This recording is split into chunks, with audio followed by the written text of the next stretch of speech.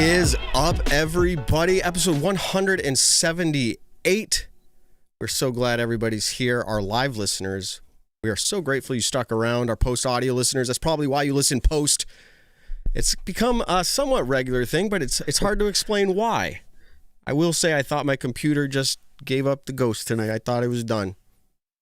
You know, pull the cord out, try a few things. Here we are. So 978, Disc Golf 978.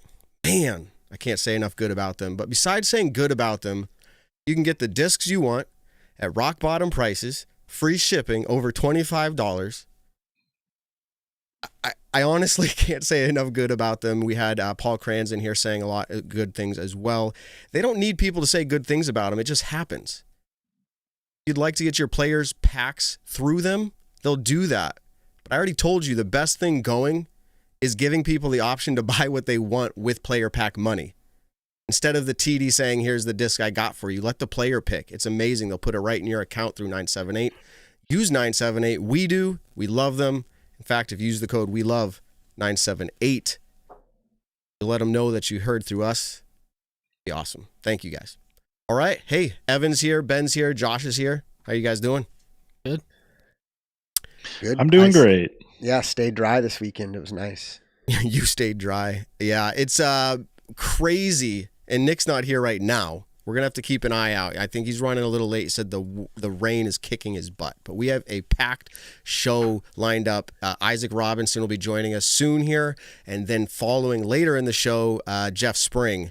Both are going to be interesting interviews for sure. A lot of stuff that we can take away and learn from these interviews. Evan, go ahead and give us the recap. Per usual, that's what you're good at. Oh, a lot of things, but go ahead and give that to us.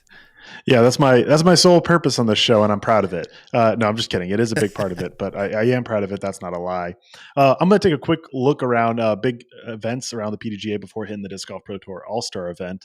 Out in California, we had the Wintertime Open, which was, it still is a notable event. It's an A-tier, but it used to be maybe considered the kickoff of the season or just a really big event everyone had eyes on. It still had a lot of notable players. Jennifer Allen wins an FPO. It's her 40th A-tier win of her career across all divisions. It is her first time playing the Wintertime Open, which I was surprised about. I was curious how many times she won this event, and I go to look, and she had never played it, but she gets her first win at the Wintertime Open and her 40th A-tier win of her career. Andrew Miranda wins an MPO.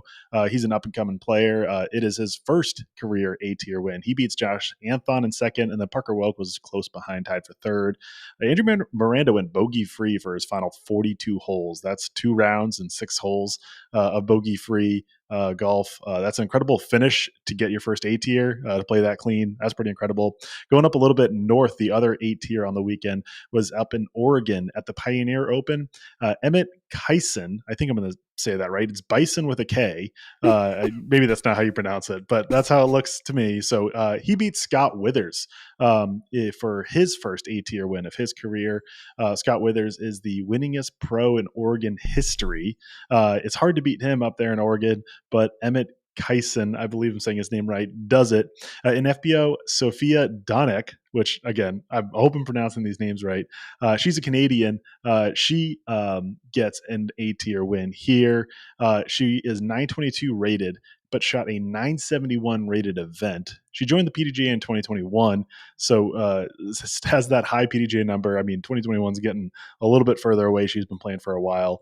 I mentioned she's Canadian, taking the trip down to Oregon. The whole entire podium was actually Canadian on the FPO side, which I found pretty interesting. I mean, Canada's not that far away from Oregon, but still surprising. Flipping around to the other side of the world, down to the land down under. I said that last week might have been the last down under event to talk about, but it is not. There's one more. Juliana Korver went back to the United States, I believe, or at least stopped playing events in New Zealand for the time being. So I thought it was done, but turns out there's more. Corey Ellis wins an MPO. That's his third win in New Zealand from this trip. His only loss, non-win, was when he had to DNF, and of course didn't win after getting a DNF. Haley Flynn Filmtoft. I might have written down that wrong. But probably mispronounce it anyway. She wins an FPO. Sorry to Haley, but to mispronounce her name, that is. She wins by 11 strokes, beating Zoe Andyke, which is pretty incredible. People are raving about the course down there. I haven't even seen the coverage yet, but saying that it looks phenomenal. And a little bit of note, Nate Perkins got engaged while playing the tournament, I believe, or just while on the course. What? I don't know exactly the details, but I have not heard that. I just saw it on social media, him getting down on one knee, and there's another view, and it's near a basket or something. I'm not. Is it a? Totally I'm sure. assuming it's a disc golfer. Do we know who? It's on his Instagram. Okay, all right. I don't know her name off the top of the head, so apologies. Well, congrats to him. I've known him for a while. Great guy. I'm excited for him. Yeah, and I mean, now you're scaring me because I barely knew that news. But hopefully the chat sparks some more info because I don't have a lot besides that happened. You said Nate Perkins, right? Nate Perkins sure is that guy that we know on Disc Perks Golf of Disc Golf Instagram. I don't see it. Well, maybe it's a story. Okay. There we go. Yeah, I don't know who. Well, anyways, congrats good to news. Nate Exciting. and his partner. That's very cool. And I mean, that seems like a pretty awesome place for a big life moment to happen. So congrats to them. Swinging it back over to Florida, which surely saw a ton of rain. We mentioned that Nick's probably off working on the course and dealing with the loads and loads of rain that Florida got across the whole entire state. I saw with a weather map. I don't know the right way to say that, but pretty much like the storm clouds of all over the country. And the whole country is dry as can be, except for Florida, which just has this giant, green cloud over it on the map, of course, meaning precipitation or whatever it means. So Florida got a whole ton of rain. It was pouring nonstop throughout the entire weekend. Or at least the entire 2 days of kind of stroke play events. It started off on Friday with the skills challenge. There's the distance competition, which was more of your kind of usual distance competition on a big open field, not on a on the golf course we've seen in the past, not on a like a disc golf hole. Big open field, just throwing as far as you can. We saw. Eliezer Midling. She said to pronounce it a specific way, and I am not good at remembering. It's kind of Eliezer. Well, I don't know. I think I talked to her mom and Elizra. Elizra is how I know it. Elizra. It's more the is the emphasis. There you go. Sorry, I can't even do it right myself. Eliezer. It's kind of do less on the not my forte. Less on the Ezra and more on the Elizra. Anyways, there you go. Either way, Midling throws 503 feet as their longest throw Smashed. of the competition. Did she not say that she never hit 500 before? When we interviewed her, I think she said she threw 540. Something like that. Okay. All right. For some reason, I thought she said she never threw 500, but maybe I'm misremembering. A lot of interviews and lots of things get said. But either way, she throws 503 feet and wins that competition. And reminder, she's 16 years old, has yet to play like a full touring season. She played a handful, and by a handful, a small handful of kind of tour side of events. So incredible to see her skills already in this game, proving to win a distance competition. NMPO Anthony Barella wins with a 713-foot drive, an absolute smash. And he wins it over an MPO. Moving on to accuracy, which I thought was pretty cool. This one, you had to throw to the right of trees, in between trees, to the left of trees, kind of do all over and land as close as possible to the basket. And there's different points depending on how close or in, I believe. Jessica Weiss and Chris Dickerson win this event. Being the most accurate players in this competition. And I should back up a quick second. Elizra Midling won the distance competition, that was good. Being at the All-Star weekend. Thank you. Although she's not an All-Star. For these skill competitions, they did have special invites to players with extraordinary skills in those kind of types of skills. I don't know. I'm not saying that the best, but you get the point. People were invited, like Elizra, who were not an all-star but got to compete in it. Albert Tom competed on MPO, to name one. But then in putting, we saw Andrew Marwee join the competition. Lots of good putters, but Andrew Marwee takes it down as the putting champ for the Disc Golf Pro Tour All-Star Weekend, and then Owen Scoggins in FPO wins the putting competition. But I found that pretty neat. If you look to other All-Star events, like notably the NBA All-Stars or the Major League Baseball's Home Run Derby, It's not purely all-stars competing in those competitions. They bring in the best players at those who are going to have the best highlights for that competition. Unless you guys have anything to say about skills, I will move on to doubles. But I will leave it open. Go ahead. Move on to doubles. All right. So this was this got into kind of the team portion of the All-Star Weekend, where there is Team Isaac and Team Calvin, and then Team Own and Team Missy for being the captains of the team. They picked their teams. They had a doubles matchups where they faced off against another doubles team, and then they had a singles round on Sunday. In doubles, we saw Ella Hansen and Allie Smith put up the best score. They were 10 down through 18 holes. That was the only 18-hole round of the weekend. Due to excessive rain, they shortened it to 9 holes just because it was a long round with lots of just water everywhere, slowing everything down. But Ella Hansen and Allie Smith were 72% circle 2 in regulation and had 282 feet of throw-ins, which was absolutely incredible to see that stat, and then just the amount of distance that they threw it in, made putts and then had one, outside circle 2 throw-in to add to that stat. Missy Gannon and Holland Hanley were just one stroke back, being 9 down through 18 holes. But then the next closest after that was 5 down.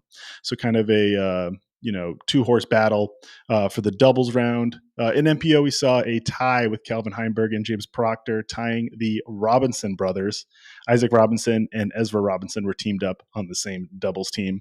Interesting enough, both teams were 100% in C1X putting, and they both hit C2 in regulation in 8 out of 9 holes.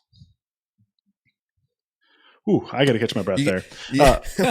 We got to put like a little timer graphic up for you. We can see how many words per minute are being said, and then the value of the words per minute. It's going to be much higher than me, I can assure you that.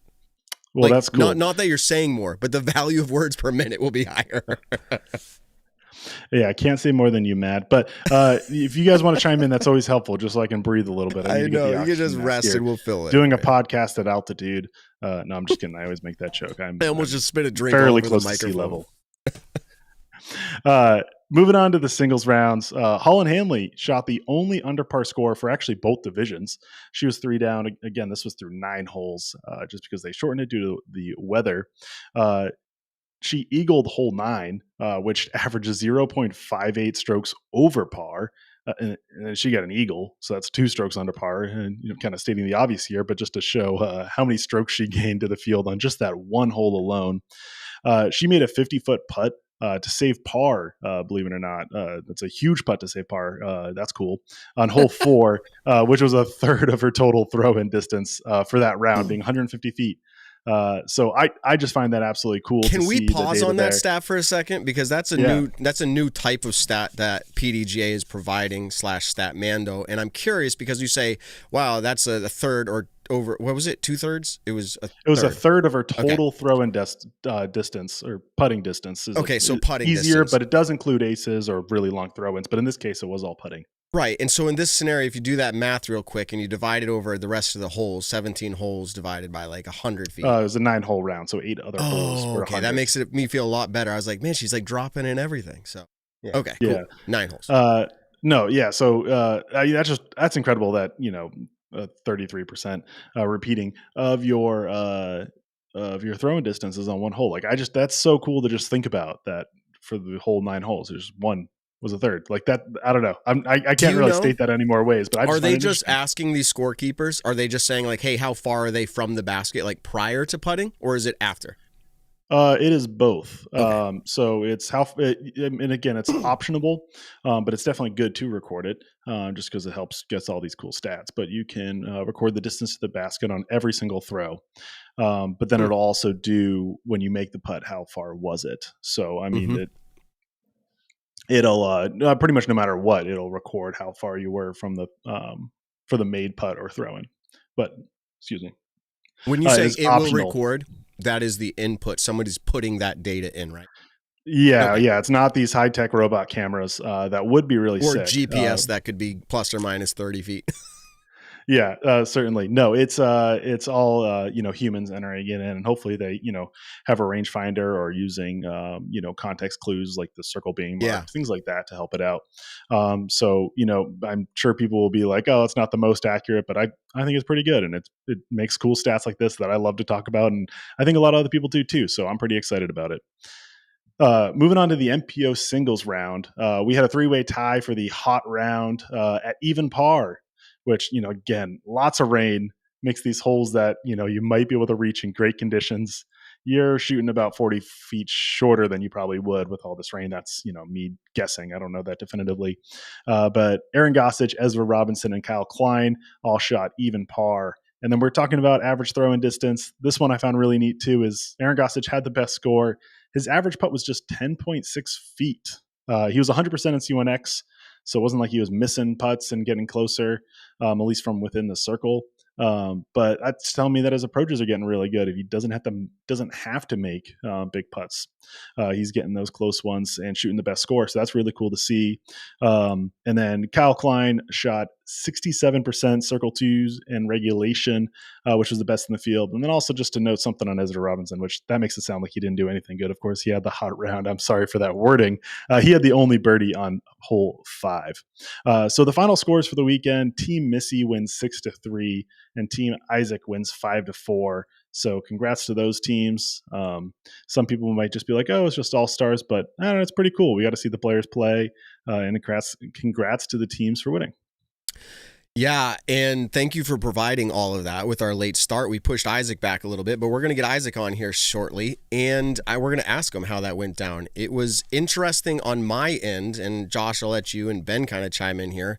Did you have a good viewing experience? Were you able to view it? Were you excited? What was it like? Josh, I'll start with you. Right. So I know we're going to acknowledge that it's probably not everybody's experience, but it worked just fine for me. So sorry to those of you out here who had hassles, headaches, or couldn't see it. I pulled it up on my phone, loaded up, watched the event, went upstairs, opened the Roku, fired up the DGN app. It asked me to log in and authenticate in the easy way, which I just opened my phone, went to a website and put in the 6 code number, and it was in. And the only annoying thing was the constant raindrop sounds on the coverage.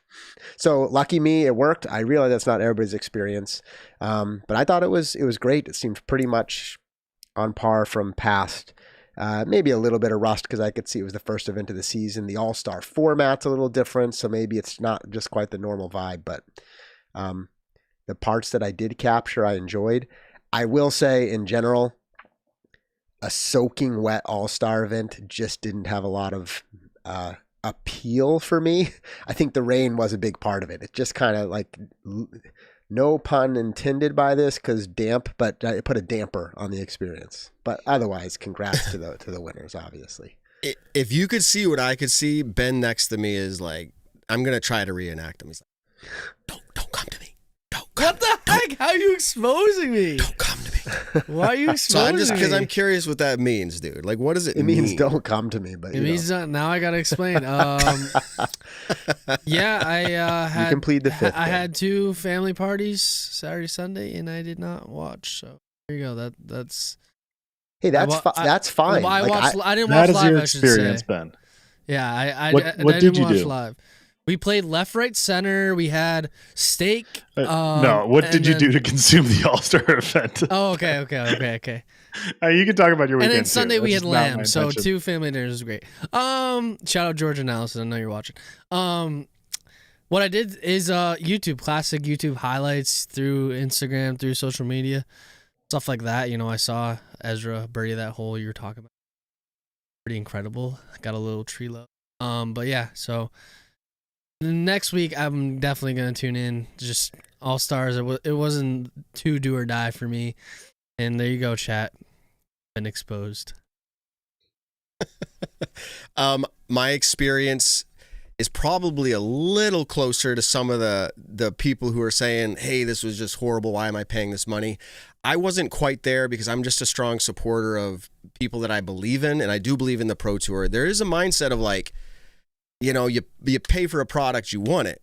And I get that. And that's, people can be upset about it. But I don't see the Disc Golf Pro Tour as just another Walmart or pick whatever retailer you want. I see them as, for what it's worth, a startup. And transitioning like this, you want to see a lot of things that are just smooth. But this is just kind of the nature where we're at. So while my experience wasn't great, I'm willing to give some grace here. One of the main frustrations for me being the Amazon Fire TV app that we use in our house wasn't able to be used. So I could pull it up on a computer, but then I'm plugging in HDMI cords running around the house.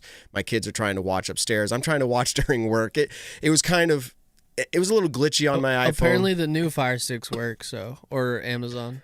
Maybe they sent a whole email today, Matt, about all the troubleshooting and all the Amazon devices it'll work on. So if you go to the email and click on it, yeah, I don't think it works on my Fire Stick, but I did look into it a little bit. The iPhone app for DGN, I did restart because it was getting a little jumpy, glitchy. My point is, everyone's experiencing these issues. It could have been a better test rollout phase, but some of it has to be real world. Some of it has to be, because you can't. It's like us trying to stream, right? Now we don't have the 20,000, but sometimes it's like when you go and finally get the actual real world, things are a little bit different. So anyways, that is a kind of summarization. Let us know in the chat, what was your experience? What do you think about it? We'd love your feedback on that. I will say the stats were cool, Evan. Thanks. I thought they were cool too. That's how I was consuming it. Is I was looking at PDGA Live pretty much the whole weekend, tracking all the cool nice. stuff. We're in solidarity. We both didn't watch it. Sweet. Well, I was consuming it in one way, and you're consuming it in a different way. But I was consuming it live, so I am better than you, Ben. No, I'm just kidding. But no, I seeing all these stats in action that I knew what was coming, but then getting to see it with live data coming in, seeing how other people reacted to it, seeing how it kind of all was put together was really, really cool. And then just having fun, like seeing about it, like seeing that Aaron Gossage had 10.6 feet of average throw-ins. Like that was so cool just to see happen live, and I just was loving all of it. So, what did you guys think about? And I'm sorry if you already talked about this. I was texting with Isaac, trying to get this side figured out with the schedule change. But DGN's tiered subscription model, I don't think it's outrageous, and I think it's kind of interesting. And maybe they had to start somewhere. What did you think, just initially? You think this is a good growth opportunity for them? What do you think, Josh? What are your thoughts on that? Yeah. Was what a good growth opportunity? The tiered subscription model. Yeah, I mean, I've seen so much of the reactions across the board. You're asking if a tiered model makes sense. It absolutely does. Because people have different levels of interest. We could actually even represent that on this show, right? To be quite candid. You have some people who are just spending so much money on disc golf because they want to consume everything. They already watch all the free YouTube, and then they want to watch all the live, right? As much as they can. And that costs something to produce, right? And those people often see themselves as investing. Matt, you kind of mentioned it a little bit, like viewing it as something you believe in. And so having a top tier makes sense. And then having your entry level tier, which I think for PDGA members, like $6, and you can get most events, and on the 2 months, if you want to see the European Open or US live, you can fork out a little extra cash. It seems reasonable to me. I think the big challenge they're facing is the people who feel like it seems reasonable then expect a return on their own investment. And right, so they expect the quality, they expect the access and the production. So that will be a hard sell if they have the tiers, but then they don't deliver right on that. I think it's an open question of, you have the All-Star Weekend, the first event of the year after a lot of media and technical changes. I would encourage patience, but I think they've got to find a way to deliver. In the end, though, like it or not, maybe I have some more kind of raw opinions, even outside of disc golf, but everything is going this direction. So we shouldn't be surprised that the Disc Golf Network is also. Yeah, absolutely. All right. We pushed our show around a little bit for necessary reason, my computer, I won't say it enough, or I'll say it too much. We thought it was done. We thought tonight was the night, but it's still going. We have our guest Isaac Robinson in the green room, so we're going to go ahead and pull him in here. Happy to have him. Well, welcome to the show, All-Star Team Captain, winner, Isaac Robinson. Let's go ahead and bring him in. What's up, Isaac? How are you doing, dude? Good. How are you guys? Really good. Hey, your camera's working, your audio's working. I've seen you on a lot of footage lately, but it's looking better than ever here on Staggered Stance. Glad. As long as it's better than Brody's podcast the other day, I'll be happy.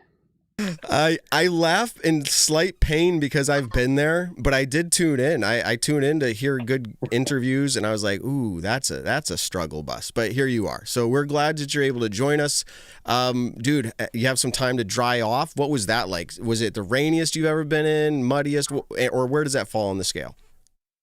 Definitely up there. I think the hardest rain I've ever played in was probably Worlds Round 1, but the muddiest was definitely this weekend. There's a bunch of like white clay out there, and once that gets wet, it's like walking through wet concrete sticking to your shoes, and so it was a little rough, but everybody was out there putting hay and mulch and doing the best they could to kind of soak it up, but still there was so much mud. I was just going to ask you, Nick Carl right now, other host here on Staggered Stance, is texting me, and he's saying that ultimately he's trying to rake out some final stuff and get things ready as the course, got bombarded with rain. I think it's starting to kick his butt a little bit. Obviously, this is a very busy 2 weeks for him. What else can he do better? What have you observed that he can do better? If he's tuning in now or he tunes in later, like what should he be doing? I think mulch works better than straw, so put a lot of mulch out if it's going to rain. But I think it's not supposed to rain for the rest of the week, which would be amazing. Does that look like then at that course, because I've never been there, does that look like if you don't have rain for the week, that it's actually going to possibly get dry enough to be like good conditions? I think so. I think they closed the course today, so there was no practice whatsoever for the tournament. And I think they're opening it up again on Tuesday, so tomorrow. So hopefully it should be dried up. Today was real sunny and real warm, so that should help. What did you think of the All-Star activities? It's a little bit different format than we saw in previous years. I'm interested from everything from like how the actual activities are held, minus let's say the doubles and singles right now, the actual skills challenges. Everything from like the drones overhead actually as a player, maybe what your perspective is on that. And do you think some of the format could change? With this being fresh in your mind, I'd be interested. Yeah, first off, I think the All-Star event is very, very fun. It's a great way to kind of have a vacation and play disc golf at the same time. So super fun event. I think I would like to see the skills competition go back to scoring points for your team. It kind of felt a little disconnected from the rest of the tournament because we were asked to participate and kind of be there for those events, obviously, but there wasn't a whole lot of meaning behind it other than showcasing what you were good at, which was fine. But I think it's more fun when there's consequences and things on the line if you don't perform well. Because I know for me, I was kind of unmotivated to practice because I knew that I could go out and I could just embarrass myself and that would just be the only penalty, really. But there was nothing there's no competitiveness for my team that I wanted to succeed and to do well. So I think tying those back in with the overall event, and I think that would be a smart idea on their part. What? Okay, so that's interesting. I've got a lot of thoughts here, but what could they do to actually create more value beyond a showcase? Because in large part, All-Star is fun for the players. They've been invited. It's a nice honor, but also like I think of like Pro Bowl and other All-Star events we watch on TV. It's a large part also the fan experience. And I will say the skills translated that way. But you're saying, there it didn't feel that way from the player's perspective. And I think, I guess I don't know what I'm trying to say, I think, but I would like to see maybe a little bit more like, and I watched the Pro Bowl. They did a lot of like hey, if they even did a golf challenge at the Pro Bowl, like points for your team to hopefully help your team AFC, NFC win. So cool. What did you think? I think I saw you standing there when Elizra threw over 500 feet. Did the crowd go wild? Were you there for that? Yes, I think I am always entertained by a distance competition. Seeing people do things that I can't is just incredible. And so watching Eliezer throw, I mean, she throws further than me. I think there's there's almost no doubt in my mind. So watching her throw is just so cool. And then on the flip side, watching AB throw over 700 is just mind blowing. Absolutely crazy. You were there for that, and AB turned around, and I'm sure in person you saw it, but his face looked like he was impressed / surprised at himself, right? That's when you know it's far. When the thrower surprises themselves, that's when you know it's it's a long shot. Yeah, so this weekend happened. You're looking ahead to, obviously, the chess.com Invitational. What are your thoughts coming into this event after just playing through the rain? Is it all uphill, or uphill could be bad? Is it all downhill from here? I think I got the 9 holes that we played. I got those locked down. Played those twice, and the other half of the course is really difficult. I think there's one of the hardest par 4s I've ever played. I think it's hole 4, so be watching the scores for that one. But yeah, it's a very, very challenging course. The rough next to the baskets, you can be kind of circle 2-ish, sometimes even circle 1, and have a pile of sawgrass where you're putting through it. Lost discs are going to be a thing. Hopefully have lots of spotters out there. But the course is looking really fun. I think it'll be good. I think the coverage of the event is going to be good. Just a lot of really cool holes, but again, really tough. Okay, I have, let me see if I can get this audio turned up. It wasn't fully planned, but we played this interview. It looks like this interview was the February of 2023. So a little, I guess, less or more than a year ago. So here's what we said. Let's see if we can get this all the way turned up. That you have to believe that you're not an underdog. Okay, maybe against, no, not against anybody. You're not an underdog. Do you feel that way? I think I'm beginning to get kind of used to that feeling. At this, we touched on the start of the season, but kind of having something to prove, kind of coming out, starting hot, and then learning how to deal with, maybe I do belong in the top 10, and how do I keep that up consistently? It's taken kind of like a mental shift for me to kind of get there, and I'm not there yet. So you weren't fully there yet. Are you there now where you believe you're a top 10 player? Is it even a question for you? I think if I want to perform well, I have to be thinking that all the time. But yeah, sometimes that's not going to mean I place in the top 10 all the time. But coming into this season, I'm feeling better than ever. I think my backhand putting and even my forehand is feeling really, really good. And I think I have what it takes, and I think I belong in the top 10. Yeah, did it? Because back then, just over a year ago, like a year and a month, you're like, maybe I'm coming around to that. I'll think about it. And now you're like, yeah.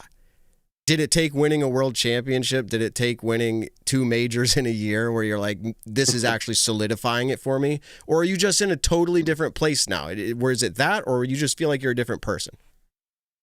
I think both. I think with the experience kind of under my belt, with Champions Cup and Worlds, I just can't help but feel like I belong in the top 10 and that I have what it takes to win, week in and week out. Where last year I didn't really feel that.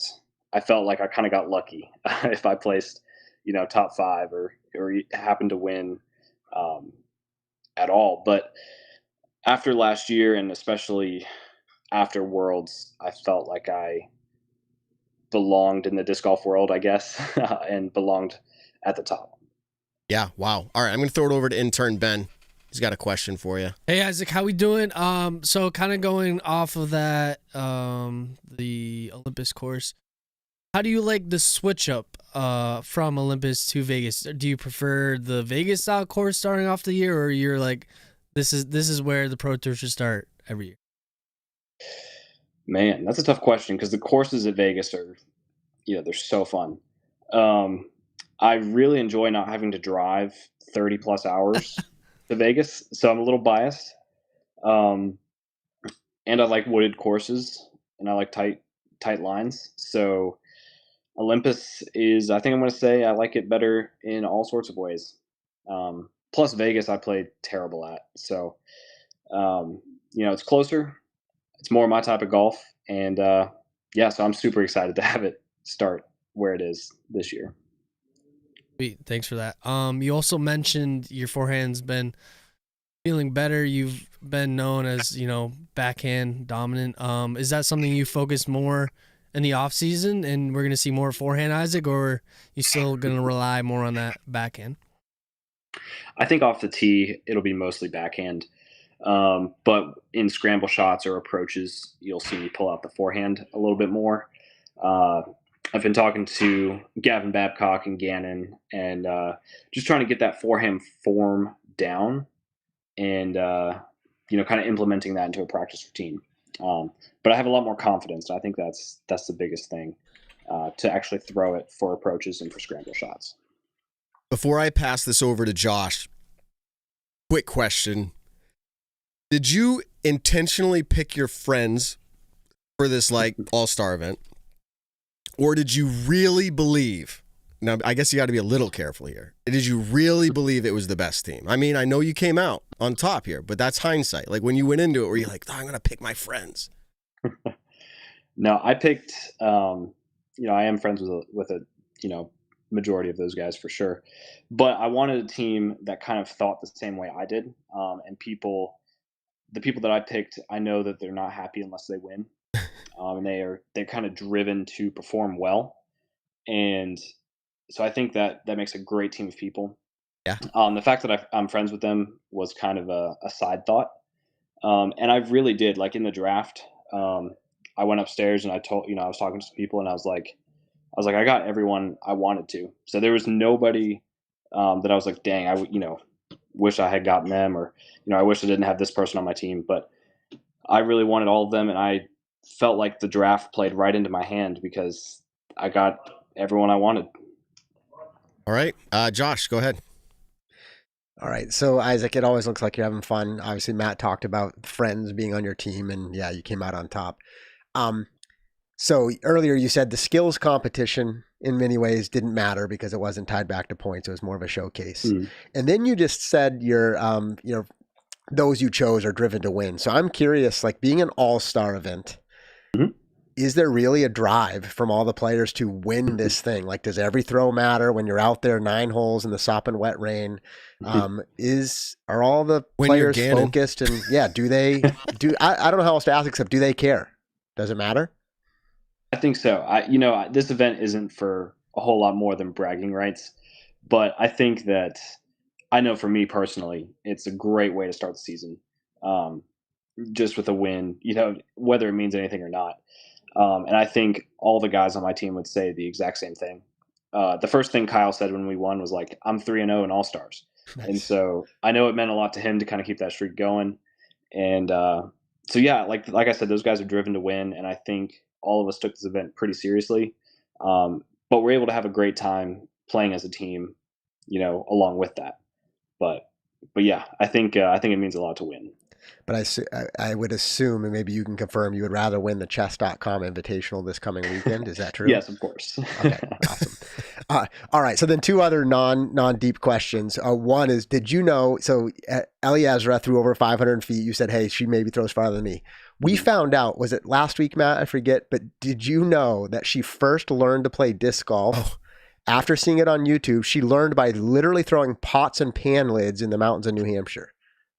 Before she ever had a disc or frisbee. So just mark that down and say, like, that's wow. Isn't that incredible? And she's only been playing for like 2 years. And then totally unrelated to that. So Isaac, the chess.com Invitational, do you play chess? Is that something you're interested in? I do. So I play chess. I would not say I'm good at it. That would be a lie. But I grew up playing it, and I really enjoy a good game of chess, but pretty much anybody would be able to beat me. Oh, Awesome. I don't know certainly about not that. true. Yeah. Well, yeah. Who knows? I- But that's all right. You can brag on the disc golf course. You don't have to worry about bragging about chess. But yeah. Anyway, great job this past weekend. It's great for those of us who wonder, does the All-Star event matter? And by the way, like I think we all think being an All-Star matters. I think whether or not the event itself does or not, but it's awesome to hear the players do, because I have said this throughout my years on media. I care the most about events that players care about, because then they play and then it matters. So so thanks for sharing that insights. I appreciate it. Of course. Okay. Obviously, the floor is yours for anything you ever want to say here before we let you go. But I want to ask about drones. I saw a little bit of chatter online about it. The idea of it kind of ruining the feel of, throwing the disc and just silence, if you will. There's a difference between like the distance comp and a drone whizzing overhead. They tried to use it in the skills shot with hitting the gaps. That might have been a little much in my opinion. But then you have drones nowadays hovering overhead, actually giving aerial view. As a player, do you hear the overhead ones? Do you care about the ones flying over you in distance comps? Like, what are your thoughts on drones and coverage? Yeah, I think as a player, it doesn't bother me. I'm not distracted by much in general, but not the drones either. As a spectator, I don't like it. I think if you're watching disc golf and you see the person throw and then suddenly it switches to a drone view, I'm always like, well, where the heck is the disc and where is it going? And it's so hard to tell the angle and the trajectory of the disc and of the shot that it really makes it hard to tell. And I think it's a cool shot, but it doesn't play into like viewability, if that makes sense. Like it's just very hard to tell what's going on. And so I don't like it for that reason when I'm watching it online. Okay. Yeah. And just out of curiosity, do you hear the overhead drones ever during a round? I know you said you're not distracted by them, but do you ever recognize it? Yeah, you definitely hear them all the time. Yeah. I think it was, for what it's worth, the race drone, if you will, chasing on the long drives was actually pretty incredible to be live feeding that into the broadcast. So that's not my thing, though. You're throwing, and it's interesting to hear your opinion on that. Anything else that we should be looking forward to for Isaac Robinson on the road? We're going to speculate about you. We kind of did that a little last week, like who's going to win, who's not going to win, who's going to podium. We've been doing a lot of that. We're going to do some more of that for this weekend's picks. Is there anything we should look out for? Are you going to miss events, certain events that you're putting a super priority on? Obviously, Worlds, I would imagine. But like, what should we watch for you? Yeah, I'll be playing all the events, plus a couple A tiers thrown in, so we have some break weeks. I have my eyes set on the USDGC this year, which is a long way away, but I've already started telling people I'm going to take that one down. So I hope I don't embarrass myself by saying that. But the numbers, if you look at the statistics and the numbers, I've improved every year for the past, I think, 6 years. And I've never gone down spots. So I got third last year, and so the math says I'm going to win. So I have my eyes set on that one. Okay. More than I think anything else. Okay. Well, what I'm going to do is clip this for an Instagram reel. And when you win, we'll just play this one back in your interview, and we'll just keep that a trend on the show, playing back things you say on our show. Perfect. Like I said, I hope I don't embarrass myself, but we'll just cut that part out. Yeah, well, at the beginning of this interview, right, you said you have to believe, right? You have to say what you believe, and that helps you actually perform. I think that there's some probably truth to that. So we'll be all the odds makers, go ahead and put your bets in early now, because Isaac says he's going to win. So if you are performing well at this event, it's not like you're underperforming drastically and I'm like, hey, what's it going to take? Like some massive thing. It seems like you probably have it figured out. Is it literally just a matter of 1 hole, 2 holes, 3 holes not going right in the whole event? Is that kind of where you're at right now? Yeah, Yep, I would say so. Mm-hmm. Yeah, and that's when you're like, dang, if I could just get 3 holes back, I win the thing. So yeah, that's here you go, man. You just got to be on nowadays. The Disc Golf Pro Tour is no joke, as you know. It's going to get tougher and tougher, and you're in your rising cream to the crop to the top. There you go. Well, man, unless you have anything else you want to share, we're going to let you go. You got anything? No, I did have one question. Yeah. Where did the staggered stance? Oh, what is that? Flipping the interview on us. That's new to me. Let's go. Flipping the interview on us. Well, we've talked about it for a while for our listeners, but we will share with you because you're here right now. Nick and Matt show ran its course, if you will. It started out as just like a fun little like hobby idea, and it was just Nick and Matt doing it together. It grew into a lot more, and we were pretty much at 5 people, and we just didn't feel like the name can work, but we didn't feel like putting all of our eggs in one basket on 2 guys who possibly have other career jobs, may decide not to do it. So we thought for the strength of the business brand, if you will, we could change the name. Now, where did we get the name Staggered Stance? I'll just be honest. We had like 140 names, and all of us had different picks. Like all of us were like number 1 on different things. And so you had to do this rank system. And at the end, as crazy as it is, the rank system pointed to Staggered Stance. And here we are. So yeah, nice. Yeah, that's cool. That was this. Are you a staggered stance putter? I think you are.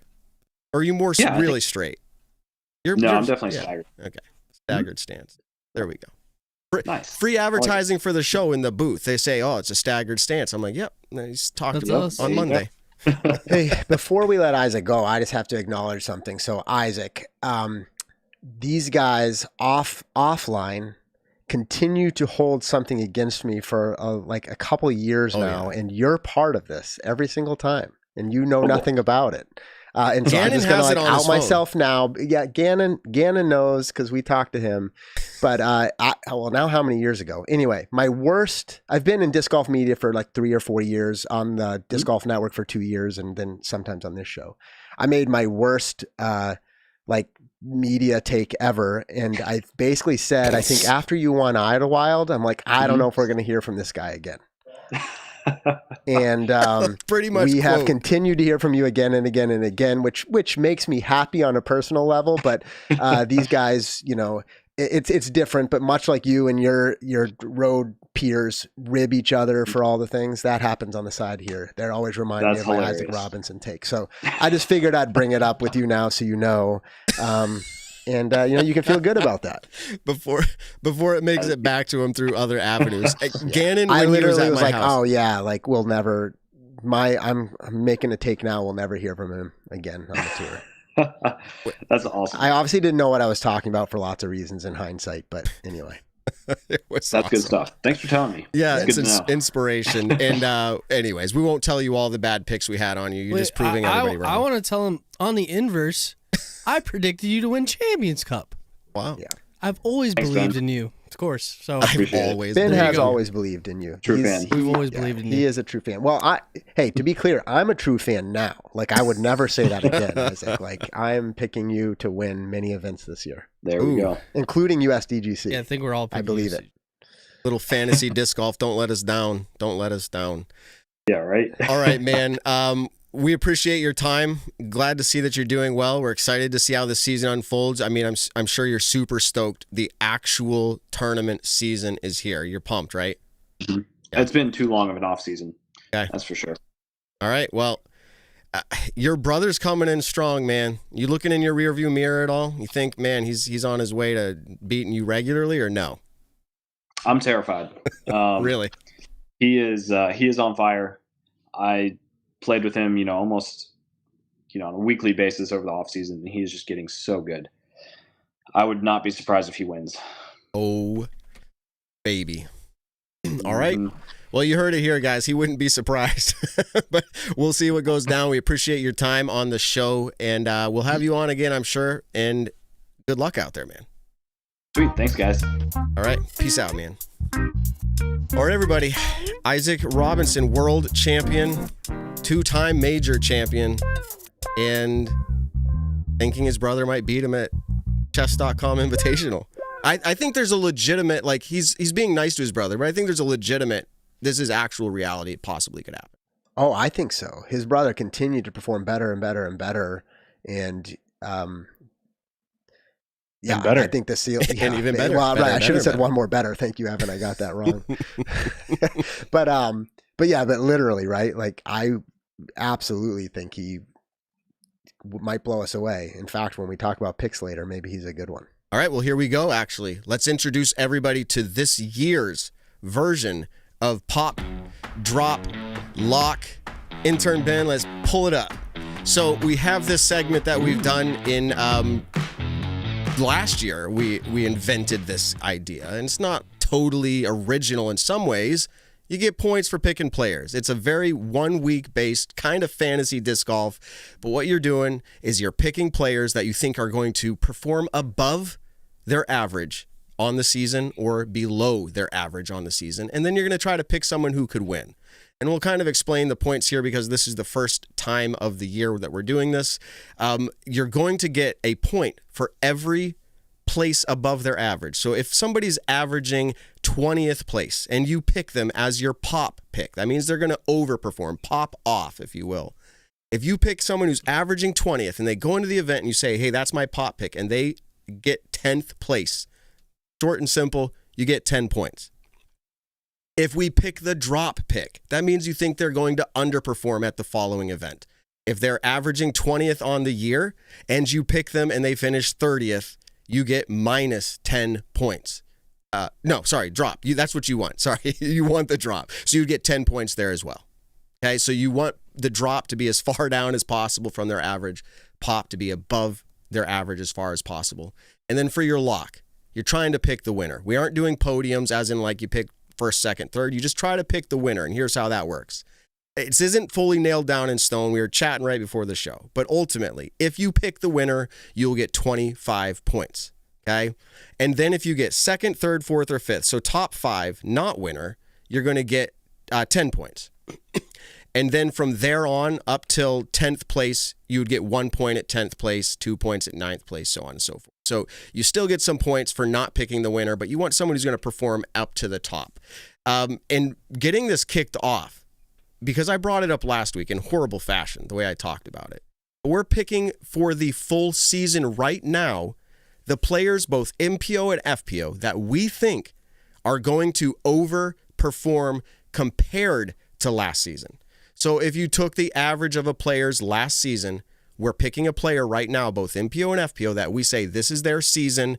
They are going to pop off this year. Now, this is something we'll have to revisit at the end of the year as our bonus points, if you will. But that's what we're going to go ahead and do right now. And Josh, we're not going to put it up on the board here because this is for the full year, this pick here. But Josh, go ahead and give us your pick for 2024 MPO, FPO. Actually, just do MPO. We'll go around. All right, so I crunched all the numbers, and maybe as we go around, we can all add with some commentary on why or what not. But I'm simply going to say somebody who I believe averaged well below what I think they're going to average this year. And I'm picking Parker Welk, newly signed with DGA. Parker Welk. Yeah. By the way, before we move through this, because we got this weird, it's a blend of segment right now where we're doing this year and we're doing individual picks. But this segment is going to be presented by Hooligan Discs, and it is, if you're watching live, you're seeing that on screen. Hooligan Discs. If you're not sure who they are, look them up. Who that hooligan? But Hooligan Disc, this is the segment presented by Hooligan Disc. Pop, Drop, Lock. We're really excited to have them on board, and we'll be talking more about them for sure. Evan will keep his Stat Mando or PDGA hat because he's got something on the line there. But like for this segment, I just need to be able to swap out my hooligan hat. Yes. I mean, I have my Stat Mando hat. But, ooh, that one looks good. I mean, right now we got hooligan versus Stat Mando. That's what I'm saying. For the segment, we got to wear all the hats. Let's go. Right, well, if we had a draft of people on the show for who you think's the best pop, drop, lock player, I'm picking Josh first. So man, that's good teams Evan. Right there. Evan, who do you got? Who do you got for MPO? No. Okay. For MPO, well, Parker Welk was my number 2 pick. I was like, ooh, I like that one. I want to go for him, but I actually had someone else in mind. Thinking kind of a up-and-coming player who's maybe newer to tour and I think is going to solidify themselves, has a full schedule this year. I don't know if it's full, but like fairly full at the minimum. And that's Braden Sides. So I wish I had a little bit more info because to really hype him up. But that is my pick. Wow. Ben. For me, he's touring full time this year. I think for the first time. I know he hit a few stops. He stayed at my house, so I'm a little biased, but I'm going with Silas Schultz as my pop-off player of the year. I think he's going to do incredible. Just fix his butt. So he's gonna be draining them now. All right, and my pick is Kyle Klein. Ooh. Now you may be surprised. Surprise for sure. Yeah, major champion. But if you look back at last year, we were wondering where he was for so much of the season, and people were talking about, he's got a back injury, this or that. His average finish is 20, and I hope the math was right here, it's 27th place. Does that seem low for Kyle Klein? Averaging 27th? Seems low. That sure does. So I'm not going to say too much, but he wasn't my season-long pick. He also had a few DNFs, so I'm gonna jump in here and be like, "Ooh, does that including DNFs?" Which you can argue if it should or shouldn't. But you are right that he had a stretch of. It might not be because he had a stretch of a few just bad events. He had a hurt back. Well, so he was really struggling with that around the early mid to middle late season. I forget exactly when, and he was great at the beginning and the end. And he obviously is a great player. He probably is a top 10 player and arguably a top 5 player. Right. And so we're just trying to move up as far as possible, and that gave me opportunity. If possible, if that was DNFs, and we're saying DNFs don't count, can we say they don't count for two? There's two different ways to look at that. One is injury-based. One is I dropped out. I don't know. I agree that DNF should not count, and it's just it's not a negative. Okay. It's kind of hard to do. If they DNF before the tournament starts, sometimes we do our repick through texting. But if they DNF during the middle of the event, I think it just kind of unfortunate, But it doesn't count to their average for the season. We'll talk about that. Yeah. Instead of getting bogged down here, I do think he's a good pick. I hope he takes it down. And I didn't mean to rock the boat and say that Josh's math was wrong. It might be. Josh, do you know, did that include DNFs? I will go double check. It's 90th, 90th, 90th. I'm guessing it. No, you don't need to double check now. We'll do the snake draft here. I'm going to give you my 2024 pick for FPO, and it is Luca Lorenzen as the 2024 FPO pop-off player compared to last year. Her visa, she's been practicing hard. She's here. She's ready to go. I think good things for her. Ben, you're up. My pop-off player I honestly forget what this I had year. written. Yeah. Can you go to someone else because I forget? All right, Evan. All right, I'll go up next. I can't believe I forgot. I'm on the hype train, and I might have been one of the early ones, but now that she's over an MVP, I think her hype train is getting passengers. But that's Silva Saarinen. It looks like she'll play over in the U.S. to start the season. It's going to have a heavy European stretch in the center, which we're doing this as we go, and we'll figure out European events, how they fit in. But either way, whether we are or not counting them, I do want Silva Saarinen because I think she's going to surprise some people. And I think if you don't know her name and you're hearing it for the first time as I'm speaking, you will certainly hear her name more throughout the season. All right, I got mine. I don't know why I didn't write my picks down, but I got it in my brain now. I think this is going to be the clear winner, and I got a lot of faith. I'm going with Elizra Middling. Her average is 23 according to Josh. We're just gonna keep going back to Josh. According to Josh. Hey, no, but to be clear, no. It is accurate. You know why? She had one event. Oh well. Does that count then? It does not count. We should have. We should have put that. But Evan, we ran into this last year. You said we could give a certain number. Can we give a certain number or no? No. We can do a minimum of 3 or 4. I mean, we said tour card holders before, and she does have her tour card, as we learned. Yeah, I like that from tour her interview. card. So, that'll make pop picks a little bit we have to keep it to people playing all tour all season. Can we give somebody who's new an opportunity to be a part of this game if we say we give them an average 15? I honestly don't think Okay. like Elisa Midling at 23 is like that. No, I think that's insanely. I I think it's fine. like All right. I'm keeping my she pick could then. like she throws far. We know All right. this. The She show really agrees. surprised us We with can her let her pick. be in. What'd she All right. finish at Worlds? That was the 23, was it not? 23, yeah. So I believe yeah, her. you're not including throw a pink in this. I'm guessing it's major No, I elite wasn't, events yeah. or what it was exactly. But Yeah, which I just is literally fine. took, the DGPT Elite and Yeah. Majors. So I could see her finishing in the 20s more this year. I mean, she's still young. She throws a mile, but you need a whole game, and we haven't been fully proved that she has it on a wide range of courses. All right, Josh, you're up, man. FPO for 2024 pop off compared to last year. All right, Paige Pierce. Oh man, And you can still pick Paige. no, that's a Pierce. good one. That's a good one. Averaged 11.8 last year. Ooh, And so if you think she can average in the top 5 or 6, then you're gaining 6 or 7 points, which maybe doesn't sound like a lot, but honestly, you look down the leaderboard, that's going to be hard for anybody to pick up that many average spots. So that's my pick. all right. There we go. Let me give you Nick's. He texted me. He's still raking on the course. He's picking Anthony Barella this year as his pop-off. I think he picked kind of last year a lot of Anthony too, so he's just believing in him. But for 2024, Nick is locking in Anthony Barella. And Nick, like me, Luca is his FPO pop pick for 2000.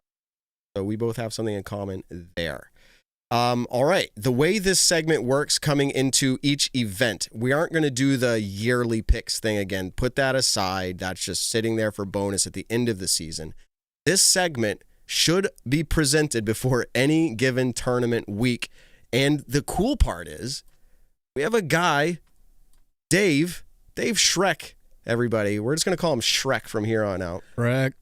Donkey. He is super close to allowing everybody to play this game with us through a cool web interface, okay? Very close, where you're just going to be able to pick the event, pick the players, and you'll be able to compete against each other and us. We'll have a leaderboard. You'll be able to see how you place. I think we'd like to do prizes. We're going to figure that out.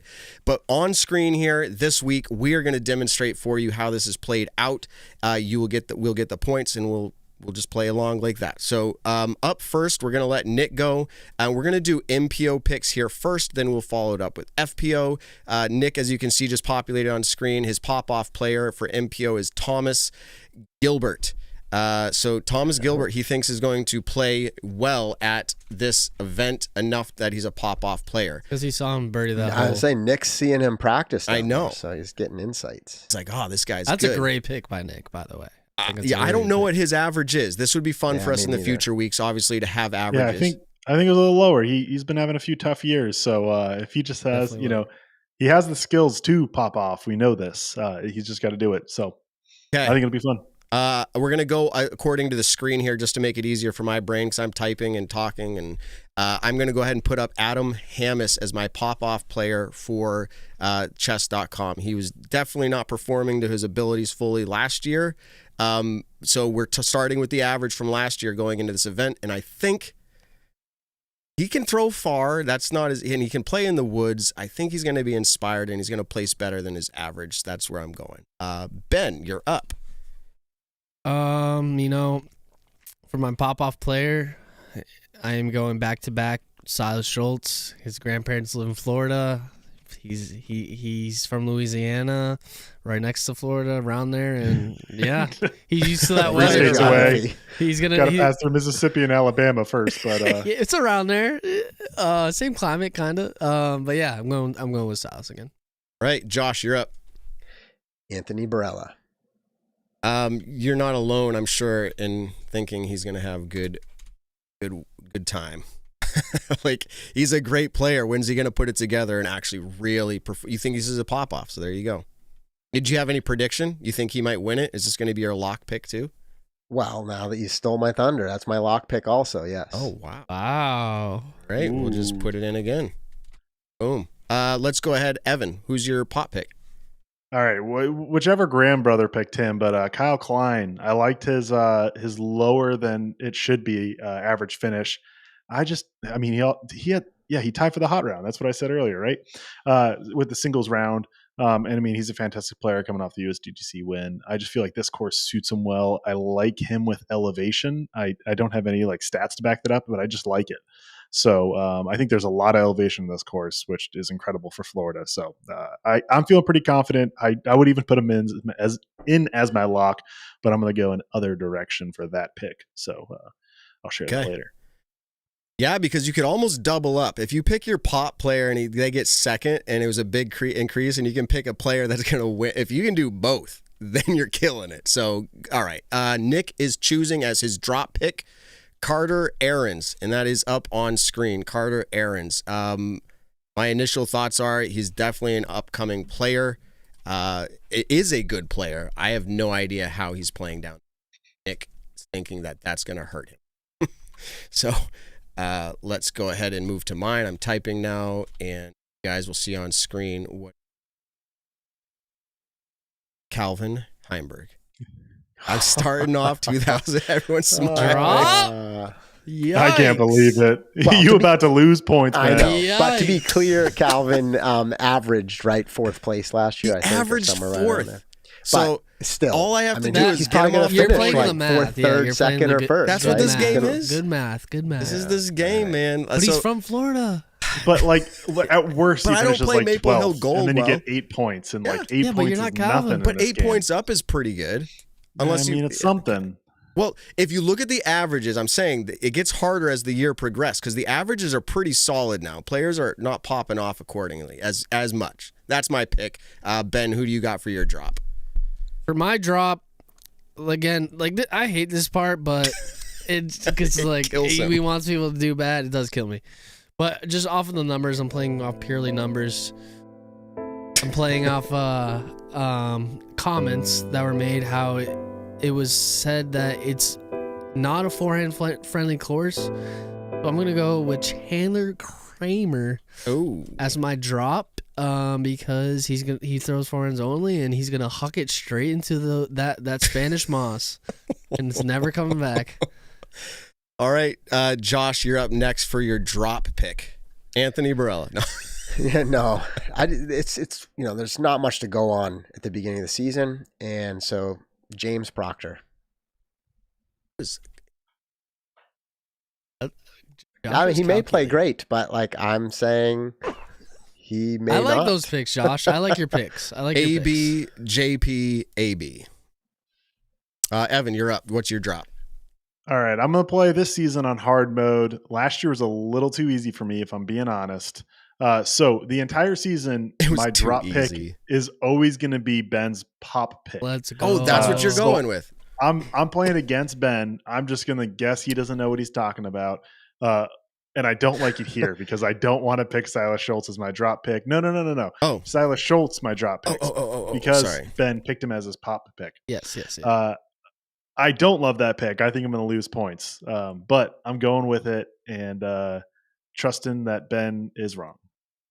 All right. Moving back up to Nick. I'm juggling a few things here, still trying to get Jeff Spring in. Okay, here we go. Nick has put in a name that we'll be familiar with, populating on screen, Anthony Barella. Oh, that was his pop pick for the year, was it not? Yes. I think so. Oh my goodness, we're on lock. It's on lock, and so he's thinking this is the season of AB, and he's starting out that way. That's kind of where he's going with it. Well, me too, right? Yeah. So. Okay. My lock pick is Calvin. No, I'm kidding.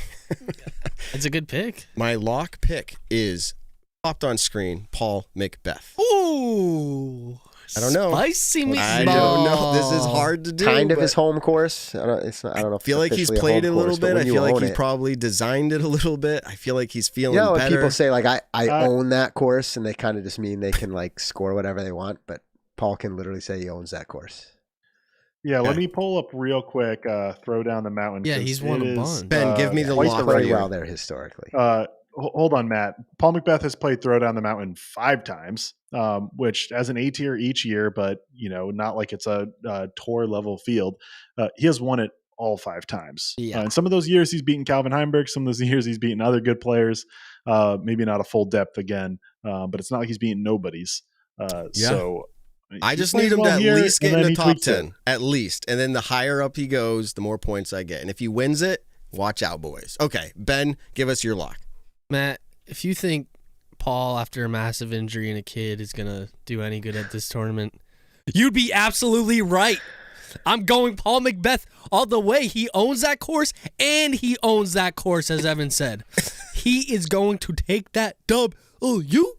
All right. So, Josh, you've already given us your lock. You've given us them all.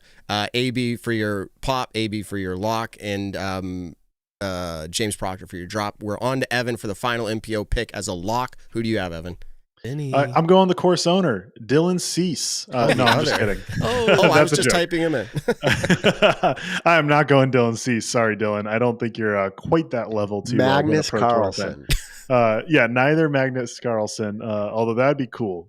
Who knows? He just shows up and he's like, I'm the best chess player and the best disc golfer. Real quick, are we doing any kind of limitation on number of lock picks? Are we feeling one way or the other? When we announce this opening up to everybody specifically, we'll have more details on if you can continue to pick the same lock. And the reason I would mention this is Kristen Tatar could go off and you pick her every week. It's just kind of a wash. I do think we will probably limit it. I don't know the number. Whether it's on the show or on the app, those are It'll probably be like 3 times, 4 times, somewhere in that range. Okay, that's low enough that I'm going to deviate. I was going to go Calvin Heimberg, but I'm going to say I told you, I knew it.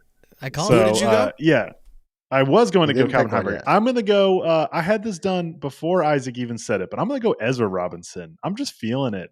If I'm going to save my Calvin Heimberg pick, he's the next one I want to go to. I just feel like this course suits him as well.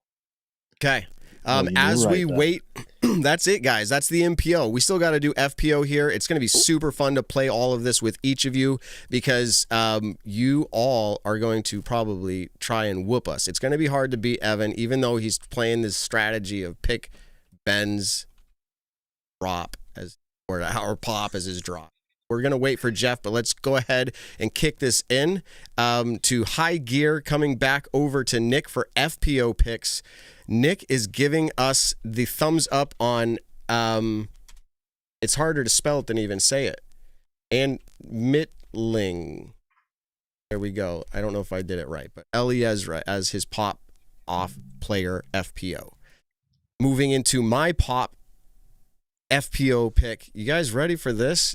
I think it's Katrina Allen. Ooh. I just feel like All right. if it's not now, then I probably won't keep picking her. But I feel like her performances have been so off that I feel like she's got this great opportunity sitting here at this event to pop off. So Well, she looked great in skills and then didn't look so great during the round. So we'll see what yeah, it shows was up. pretty miserable. That's true. Kryptonite. Do you know who's won the last 2 season elite openers in 2023 and 2022? This Katrina Allen at Katrina Allen at both of them. Although it was Vegas, Yeah, very yeah. different Vegas. course, but still season opener. I think there's something to say about that. Yeah. All right, Ben, who's your pop-off FPO player for chess.com? My pop-off FPO player. Crap. Because I had my lock in my head. That's why. Okay. It can be the same. Okay, I don't know if that's a good idea. Okay, I'm going with the same. I'm going to go Colin Hanley just because she shredded the course in the absolute rain, and that's going to be my pop and lock. Yeah. Okay. Moving to Josh. Cat merch. Whoa! We both. Oh, You well. picked it. Whoa! Whoa. I had to react as well. I'm not sure if I spelled that right. Sorry. I'll go ahead. MERTSCH. I'm going Paige Pierce. Again, one of the Graham brothers picked her as the I did pop for the off for the whole season, yeah. year. Yeah, so I'm doing the same. I like the average finish, and I think she's got drive coming into the season. You see what I did there? That's her new disc. Right. Emotions. Yes, I think it's gonna be a good season for Paige. Okay. As we get ready to bring in Jeff Spring here, let's round out our picks. But Nick gives us the drop of FPO, and it's Ella Hansen. So Ella Hansen on the screen. That's his drop for this event. Moving over to my drop for this event. Nick and are we sharing notepads? I'm also dropping Ella Hansen for this event. What? We've both now picked pop for the year, the same and this. Okay, moving over to Ben. Who's your drop for FPO? Again, this is just purely based off math. I'm going Owen Scoggins. Just Own Scoggins drop. If she does bad, then I get a lot of points. It's true. I think she's actually. doing... Can I change my pop too? Sorry, I haven't found a better one. Eliezer. I'm just going Eliezer. I gotta be all in on her. Right. But I do still have lock for Holland. I think she'll win it. All right, Josh, your drop FPO. All right, I have Henna Blomroos. Just to confirm, are they here? They're registered for the event. I say they because her and Evelina often travel. They together. were doing the distance, were they not? Yeah, they're at All Star. So Henna Blomroos is my drop. There's no spell check, and I'm typing as fast as I can. I apologize for any incorrects. There's one or two slight problems, but we'll leave it alone. It's okay. I don't mind being roasted. If I had spell check, then I'd do it. I'm very glad that Ben changed his pop pick. I mean, not that I want to pick against Eliezer, but I just really didn't want to pick against Holland Hanley. She's also my lock pick. I mean, you can get that in now. So I didn't want to have my drop also be my lock. That'd be kind of ironic. So my drop will be Eliezer Midling. Sorry, but that is Ben's pop pick. So I will. Well, because I double checked and Holland's was like 7th place, so she has to finish. She has to choose. I mean, and I am picking her to win, but I think Eliezer can at least get more than 6 points. There you go. And I think she can lose more than 6 points. Maybe we'll see. All right. So Nick is up next on our lock picks here for each of us, and then we'll get ready to bring in Jeff. So Missy Gannon is for Nick. Missy Gannon as a lock. That seems like a pretty good pick there. I'm going to go on what my hunch was last year, and it just kept not working out, but I'm going with Haley King. Kind of feel like this is an event I feel like she can excel at. She can do it. She can, and I'll always believe that. It's a matter of she will. All right, moving over. We have Ben's picks. Josh, we're on to your lock pick. So I also had Haley King marked down, and again, you said she can. For me, it's always about her mindset. Like that, like whether I'm right or wrong, that's my take on it, and it just seems like her mindset may be good and fresh coming into the season. So that's it. Oh, it is Haley King. Yeah. Right. And then Evan rounding us out as your lock pick. Going Holland Hanley. She Holland looked awesome Hanley during All Stars. So there it is, everybody. On screen. There it is for you. Our FPO picks, pop, drop, lock. Again, shout out to Hooligan Disc. There is a code for this, Ben. Tell us about it before we sign out. So Hooligan Disc, has switched from Lone Star Disc, so they have a new manufacturer. They don't have any discs yet. They're coming soon. But if you want any merch, these hats, go to hooligandisc.com. Stance10 is the code, 10% off anything. And when they have new discs, 10% off that. So Stance10, Hooligan Disc, shout out. Josh, we're going to get you a hat. Yeah. We'll get you a hat. All right, cool. I am trying to double check things here on my side. I have like 89 windows open. My computer's not smoking, thankfully, but we do have smoking to start tonight. Yeah, somehow, some way. We do have Jeff Spring lined up, and he was a hot commodity today, driving and traveling. But I did see him for a bit. Now the camera's off, and now I'm trying to contact him. So logging out. Plan. Josh, I know you've got some questions lined up for him. We'll kind of watch the chat. If anybody else has questions that Josh isn't getting to, we'll try to snag some of those. This is bringing us pretty close to the end of our show tonight, the interview wrap up here with Jeff. There will be maybe a few extra credit topics, but due to our delay and the great guests that we've had, we'll see where we get to. But Jeff Spring, we'll go ahead and bring him into the show here. Welcome to the show, CEO, tour director, friend, and disc golf all-star, commentator extraordinaire, or however you want to call it. Welcome to the show, Jeff. Oh, here we go. Boom. What's up, Jeff? Hey guys, how you doing? Can you hear me okay? Yes, and I'm going to fix your audio, I think, real quick. Where do I do that? Video. Yeah, here, you do. All right, it just does this weird thing sometimes, Jeff, where it does this robotic when you talk, blah, blah. But I think we can fix it. Ben remembers how to do it. All right. So you just traveled from, I'm assuming we saw you down there at the All-Star event, and now you are not there? Yeah, that's right. I'm popping over to check a couple the upcoming Texas swing. So I'm in Austin right now, and looking forward to getting back over there actually on Wednesday morning to Olympus. Okay. You are doing a lot there, and we watched and had a great time watching. Josh was really tuned in. His apps are working perfectly. I'm actually going to hand this interview over to him. I think he's got a lot of good insight questions to ask. Josh, take it away. Hey, Jeff. Yeah, thanks for joining us. I know, like, in between things and hopping on your phone and keeping busy, and us mere mortals out here desperately wait through the entire off season for disc golf to start. I know from a business side, like, there is no off season. You're probably looking at 2026 stuff, right? You're literally leapfrogging ahead. But the season's kicking off. Here we are between All-Star and the chess.com Invitational. I think this is the 9th year of the Pro Tour, and I know you've worked with like them in some form or fashion practically since the beginning, but I don't know, is this like your 5th or 6th full-time year? But like, how are you feeling? Like, how are you feeling? The season's kicking off. We're ready to go. You feeling like it's in a good spot? Yeah, we're excited. This season, a little bit of a new format. We moved on from the silver events. So we feel like the schedule's lined up, better than it's ever been. We've got Disc Golf Pro Tour Europe coming on board. And yeah, we're looking forward to a great year. So yeah, feeling good. That's awesome. And are you actually dried off after the wet and rainy event this past weekend? That looked pretty miserable. It was a lot of rain. Yeah, definitely been nice before, and it's was a nice day there today, and the weather forecast looks decent for next weekend. So a little bit unlucky, but yeah, I'm dried off, and we're looking forward to chess.com. Yeah, that's awesome. Yeah, Nick is usually on our show, and he's not on our show because I think he's still out on the course, probably post dark, working really, really hard, which is awesome.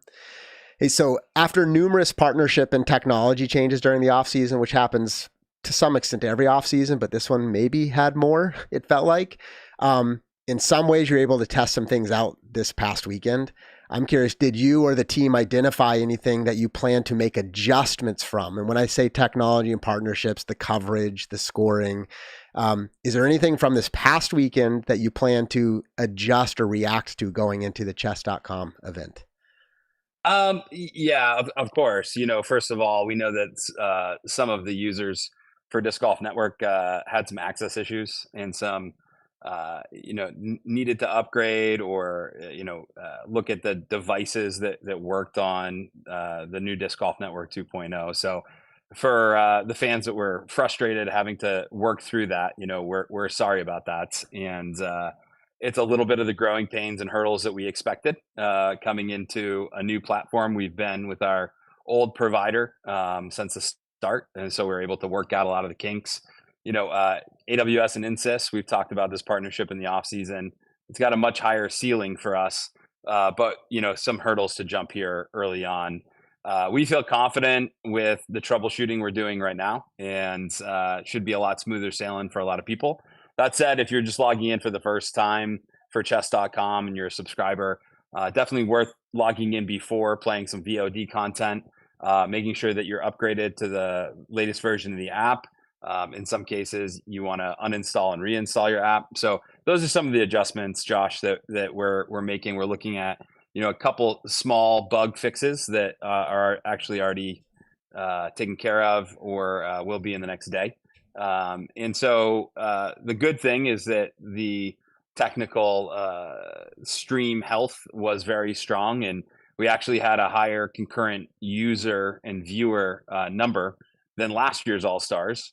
So that tells us a lot of people were accessing the content successfully. But certainly we want everyone to access the content right away.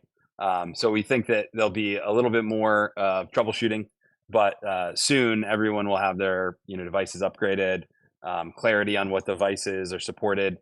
Jumping to 60 frames per second did take some older devices off of compatibility with Disc Golf Network. So those are the main things we're looking at. We want everyone to have a great experience. We're confident that that will be the case very soon, and that we'll be able to keep building a better and better experience. But certainly never want to see anybody having challenges to start the year. So we're working hard to fix that, and in touch with everybody who's reported issues. That's awesome. So yeah, well, count me among one that it worked fine. Literally, just like I'm sure that's good to hear as well. Because for me, I opened it on my phone. It was awesome. I went upstairs and turned it on the Roku app.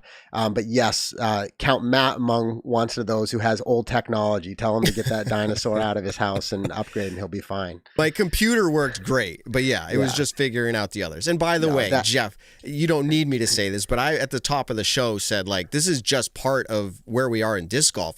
These are part of the process as we do the best we can, and that's what I hear you saying, and I'm not upset at it. I think it's just part of where we're at.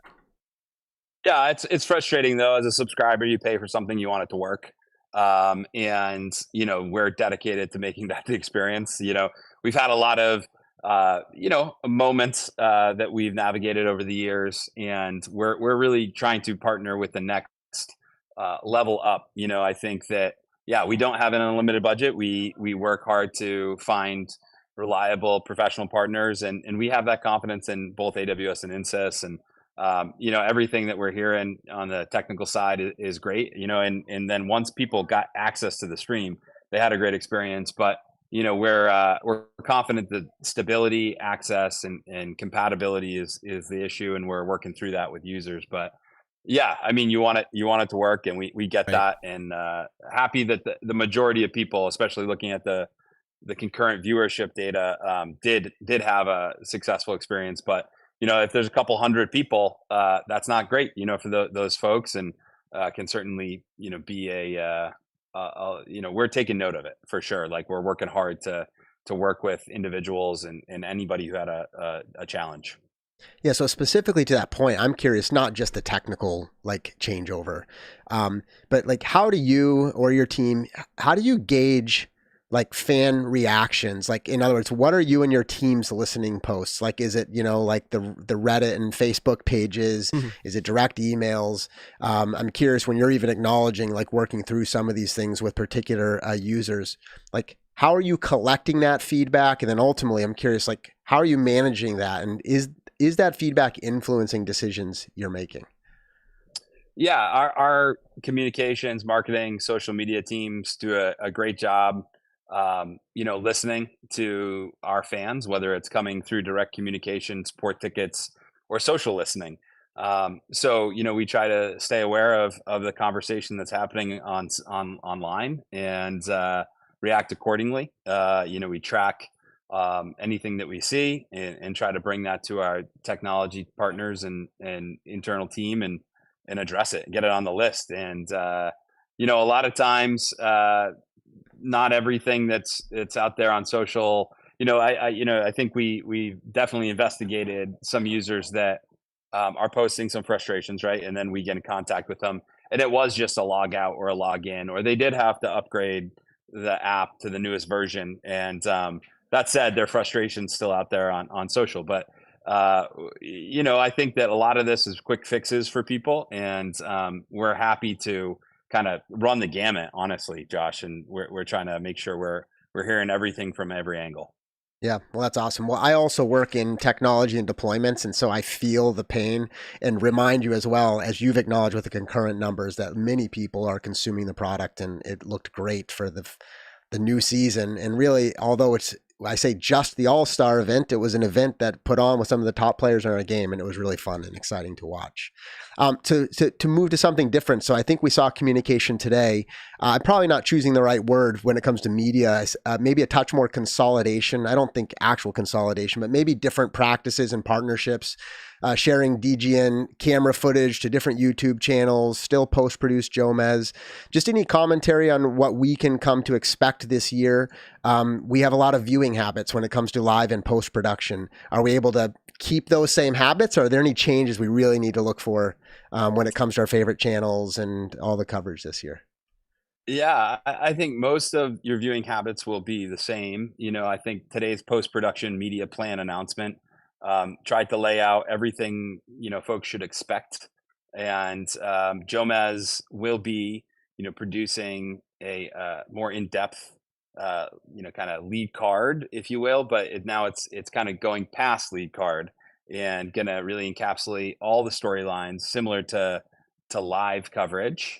Our friends at Gatekeeper and Ace Run Pro, who have been doing chase card coverage for MPO and FPO, have decided to, kind of take a different approach. And, we're just trying to work with them to help create more media. Gatekeepers, post-production coverage will be a little delayed, as, we're kind of partnering on delivering the footage from on the ground to them, so they can reduce some costs. And Ace Run will have some presence out on the road. They'll work with us on live a little bit, and I expect them to kind of have projects pop up from time to time. But the headline news is, it'll be a lot of the same, except Jomez Pro coverage will expand to really encapsulate the tournament versus just the lead card.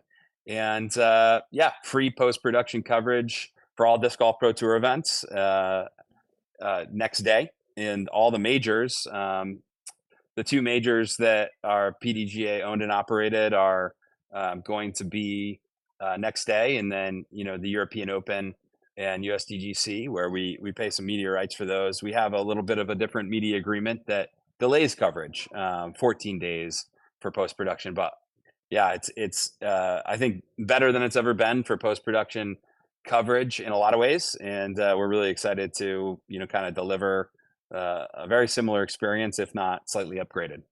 Yeah, that's awesome. So I want to ask you a question that's still in the same genre, but a little more personal. So obviously everything's all about disc golf, right? I mean, the Disc Golf Pro Tour, that's the whole focus. But even think of the last 10 minutes of this interview, the questions aren't much about disc golf.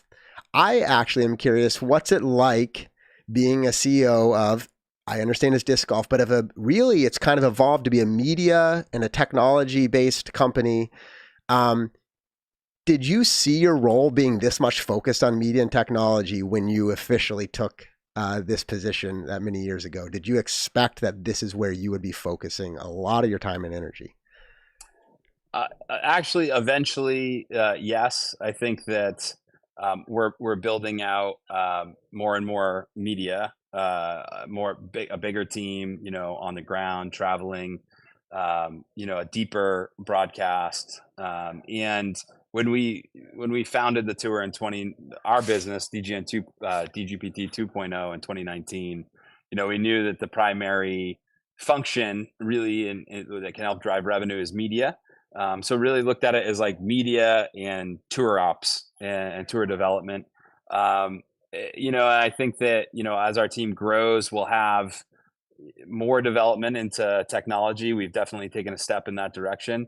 And I see my role as continue to develop the next level of venues for the future as well. So it's a little surprising, but I think we knew this trajectory was coming. Awesome. And it'll be interesting to see where it is in another 5 to 10 years and see if the things are still moving in that direction. Jeff, we may come back. We're not going to try to keep you that long. I'm going to actually hand it off to Matt, and maybe we'll pepper you with one or two more simple things here before we let you sail off this evening. So, Jeff, these announcements of things to come, we saw live chase drone coverage at the All-Star event, which I think is really cool to see the innovation of people continuing to push the limits of what we can do in a live broadcast. From a personal perspective, I don't know if you watch much live disc golf because you're there in person, but what enhancements to this year's coverage? I know we just came off of some of the experience some people had, but putting that aside and imagining what this year is going to hold, what would be some of your favorite enhancements that you think are just going to be awesome? That I guess you appreciate the most. Well, certainly the live DVR, which worked great for a lot of people. That's huge on the ground because sometimes I am monitoring what's going on or, need to respond to something that's happened in the broadcast, and the ability for even on the ground for us to scroll back, pause, look back is huge. And I know that as a media consumer of sports, that's huge just for quality of life. When I want to watch a football game or a basketball game, it's fantastic to have that ability. So that's number one.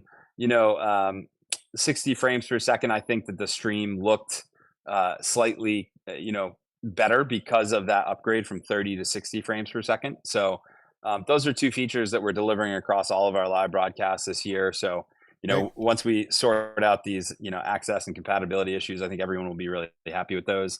And then some of the extras, we're working to develop more and more, kind of content for the pro subscription. And in general, like we look at this year as we didn't raise the price at all on the standard subscription. We upgraded features, and there's 2 tournaments that we've shifted out because of the nature of the media contracts that we have with them. And really, we're going to innovate at the pro level. So, at that pro subscription, we may beta test some new things. Certainly going to try some secondary streams, and we really want to kind of play around with new ways to deliver fun content for that kind of higher tier subscription. So that's kind of it in a nutshell, I would say.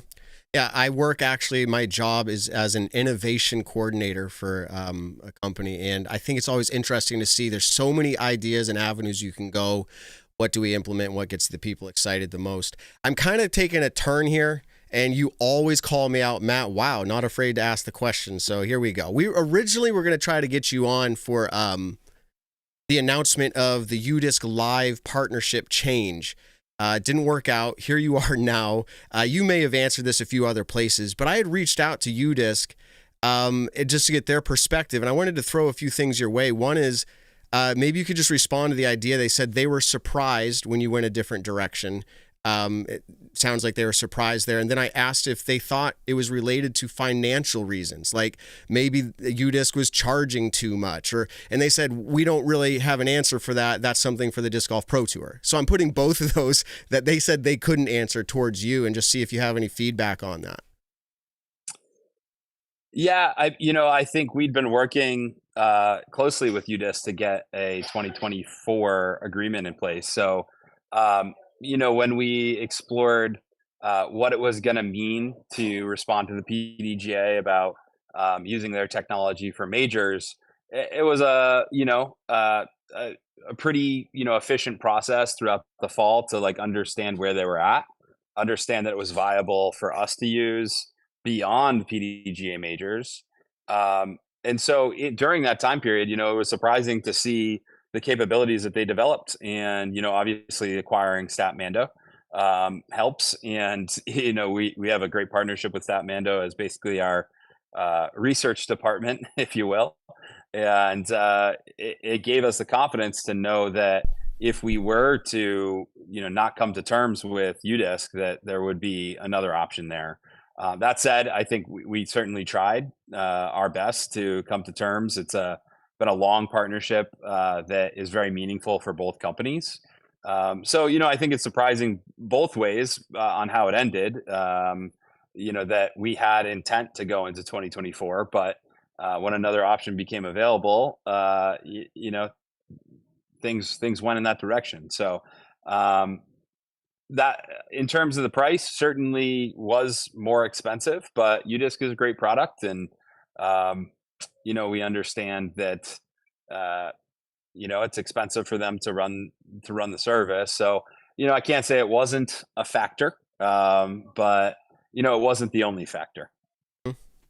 Yeah, and just to be clear, that's perspective, or not a perspective, just trying to put perspective out there for those who are curious of our listeners. I think I don't know who Statmando is. I mean, we might even have Statmando listening in live right now in our green room. They're fantastic for sure. I don't think there's any question about what the product is going to be, and it already is. It was just more surrounding the navigation of what disc golf looks like and how we're getting where we're going. So thanks for sharing that insight. I think we have one more from intern Ben before we let you go. Hey Jeff, how are you? Good. How you doing, Ben? Good. So I just have one question. It's 2024. Normally companies are having their bigger events towards the end of 2023, 2024, announcing some exciting new things like the Apple iPhone, stuff like that. Is there anything you have planned for that? So like next steps, like disc golf AI type things, or anything you would speak on? If not, totally fine. I understand. But is there anything very exciting coming for the Disc Golf Pro Tour? Okay, so yeah, I mean, I feel like we've made a bunch of announcements over the course of the last couple months that that might qualify into that. But I think that, just this week we'll be, kind of debuting our, event scoring and statistic page that's derived from the PDGA Live, b4chess.com. So look out for that this week. I mean, I think it will be Wednesday or Thursday. And that'll, kind of it'll be on discgolfprotour.com, and it'll be our scores tab. And so that'll be the Disc Golf Pro Tour scoring and statistics experience that you should look out for. The next round of announcements probably have to do with, continuing contracts with CBS Sports and some events that will broadcast there this year, as well as, just working towards 2025. Mentioned it before, but it's our 10-year anniversary, so we're planning on, trying to take out all the stops.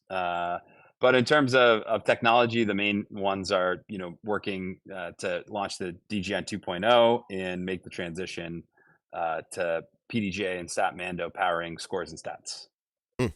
Awesome. There you go. Appreciate it. Now that we've milked you dry for everything you're worth, no, we appreciate your time, dude. It is busy. I don't foresee... Well, I shouldn't say that. We'll reach out again at some point, but we'll try to leave you alone as much as possible. But I love coming on. Right. I'll come on again anytime, really. So, right. Well, is this the busiest? And, I know you're always busy. Would you call this the busiest part of the season? Maybe, like as far as like it's the ramp up right to it. Yeah, it like kind of second half of the off season for sure. That's getting over the hump. Getting like we just put. I think 15, 20 people on the road for 9 months. So shout out to our ops and media team and our road crew who's out there, working with events, LOCs every week. They're not going to stop, until November this year. So that's really busy, making sure that they're all set up and that they have a good experience and have everything they need. So that's tour operations. That's not something that we even touched on here, but like that's really busy part of it. And yeah, I mean, even changing to Florida to start the tour and working with the new event team that makes things a little extra busy. So I would say, yeah, this is kind of the hump. I'm excited for the Texas swing. I'm here in Texas. Like I said, I'll be back in Florida on Wednesday. So.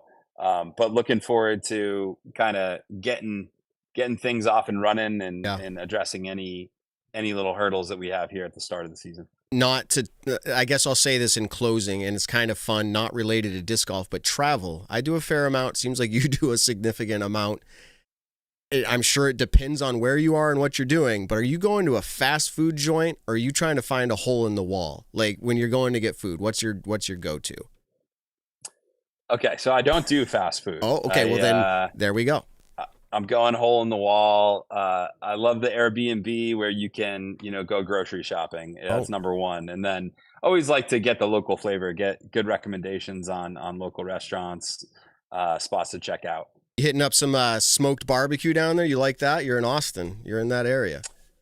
Yeah, of course. Like the guys at the Open at Austin, which, that's something to look out for.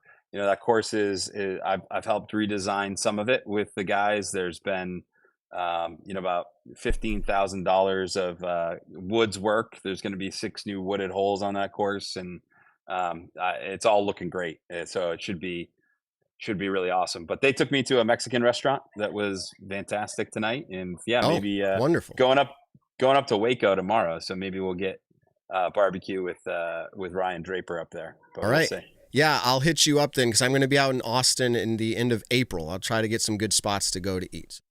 Hey, thanks for your time, man. Thanks for your time. Yeah. We're going to let you go and enjoy your evening however you choose to do so, and we'll keep talking disc golf. We appreciate it, man.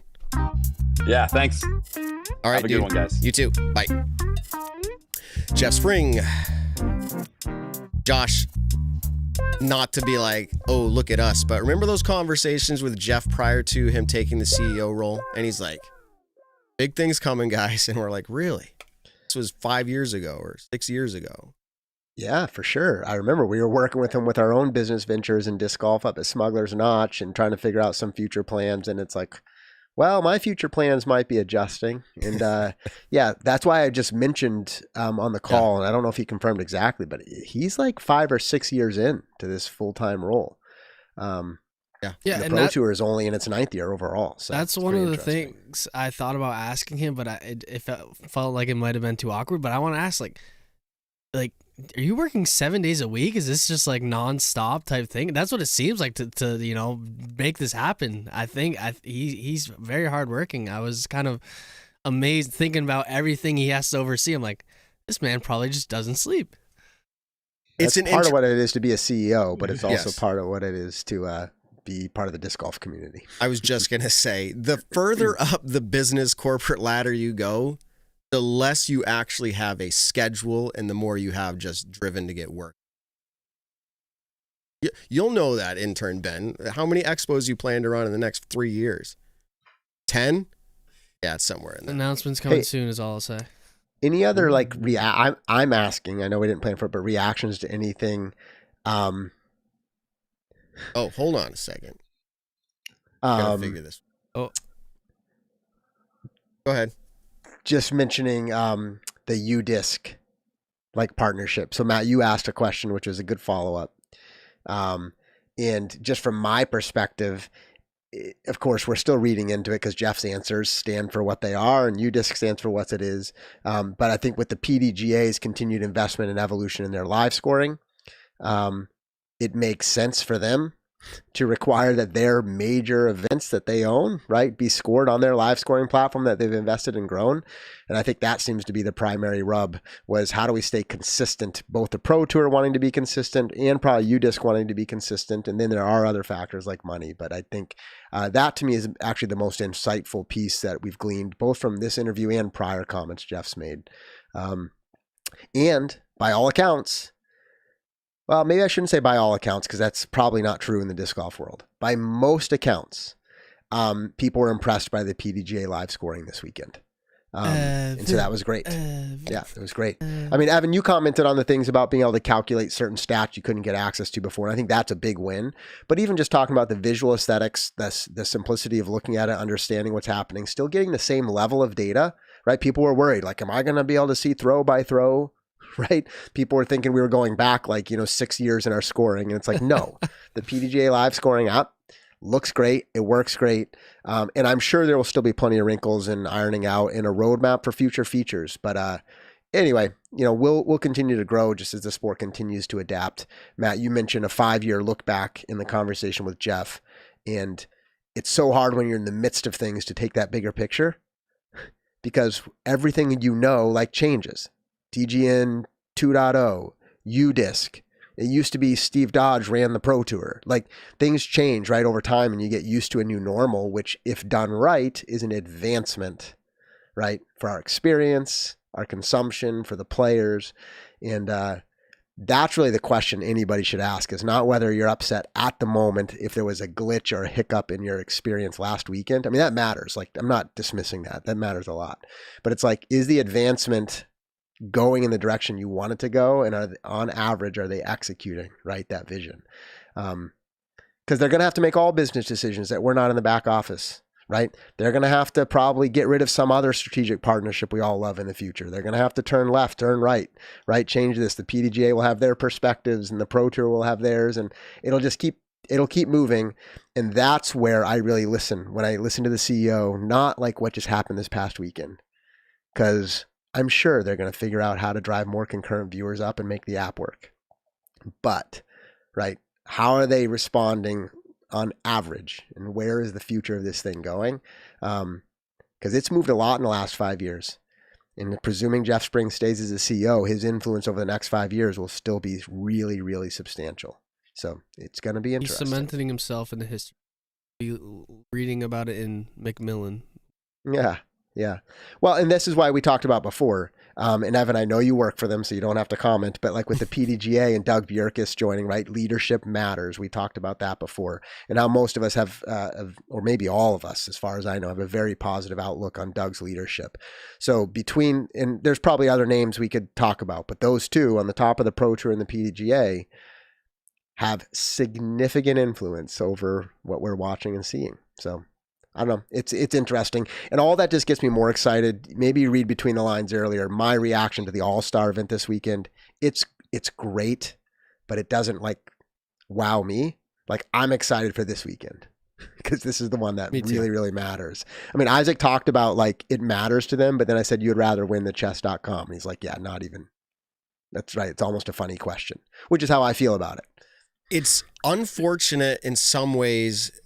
I don't think it's as big of a deal as maybe, it's the vocal minority, like the tech issues, but like it's unfortunate, but it's also fortunate that they have this event prior to the first tournament event. It's like both ways, because if there was anything on their end that they needed to button up, and it doesn't sound like that's the case. Some of it might have been a little communication, some older communication. There were a possibly. few weird things, Matt. Like we've been really nice tonight, but like, I don't know if you saw in the putting skills challenge, but like the scores were like, yeah, right. Like, so like way off. Like the math wasn't like 2 + 2 + 2 = 6. It was like not. So like, again, I haven't brought them up because like I've got a fair amount of grace for that, but at some point I want to also say, as a person thinking of a corporation delivering a service, you can start to roll your eyes, right? At some point where you're like, what's going on? But I'm guess just not doing it yet. Yeah, I guess that was kind of my point, though, is that this event is there. And I don't think that you strive to say this is our event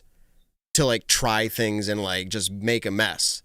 But I do think they understand that, just the way anybody would, that this will be an event where we can catch things that hopefully we would have already caught, but now we're catching prior to, so like it's a good place that it happened. Again, the PR can be not as good for the events, but like, it's going to be fine.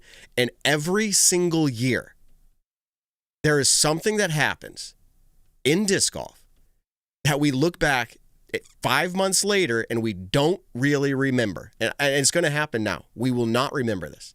And if we have to talk about it, we will go back into the chronological history of this year and go, oh yeah, okay. But like, it's not, we're going to move on from it. So we're moving on from it. I'm done talking about it. Yeah. Well, I wanted to say one thing quick. I'm just ahead, on All-Star events. As you see all around sports, like the love to hate on All-Star events is extreme. True. It's every single sport. They're just like, the All-Star event gets worse and worse and worse. We just had the NBA All-Star weekend along with this disc golf weekend, disc golf Pro Tour All-Star weekend. We had the NHL one just a weekend or two ago. Like the MLB ones is in the summer. Like Major League Soccer has theirs. Like lacrosse probably has one too. Like all these sports have an All-Star weekend, and everyone just like hates on it and says it gets less fun every year. Players aren't going full effort.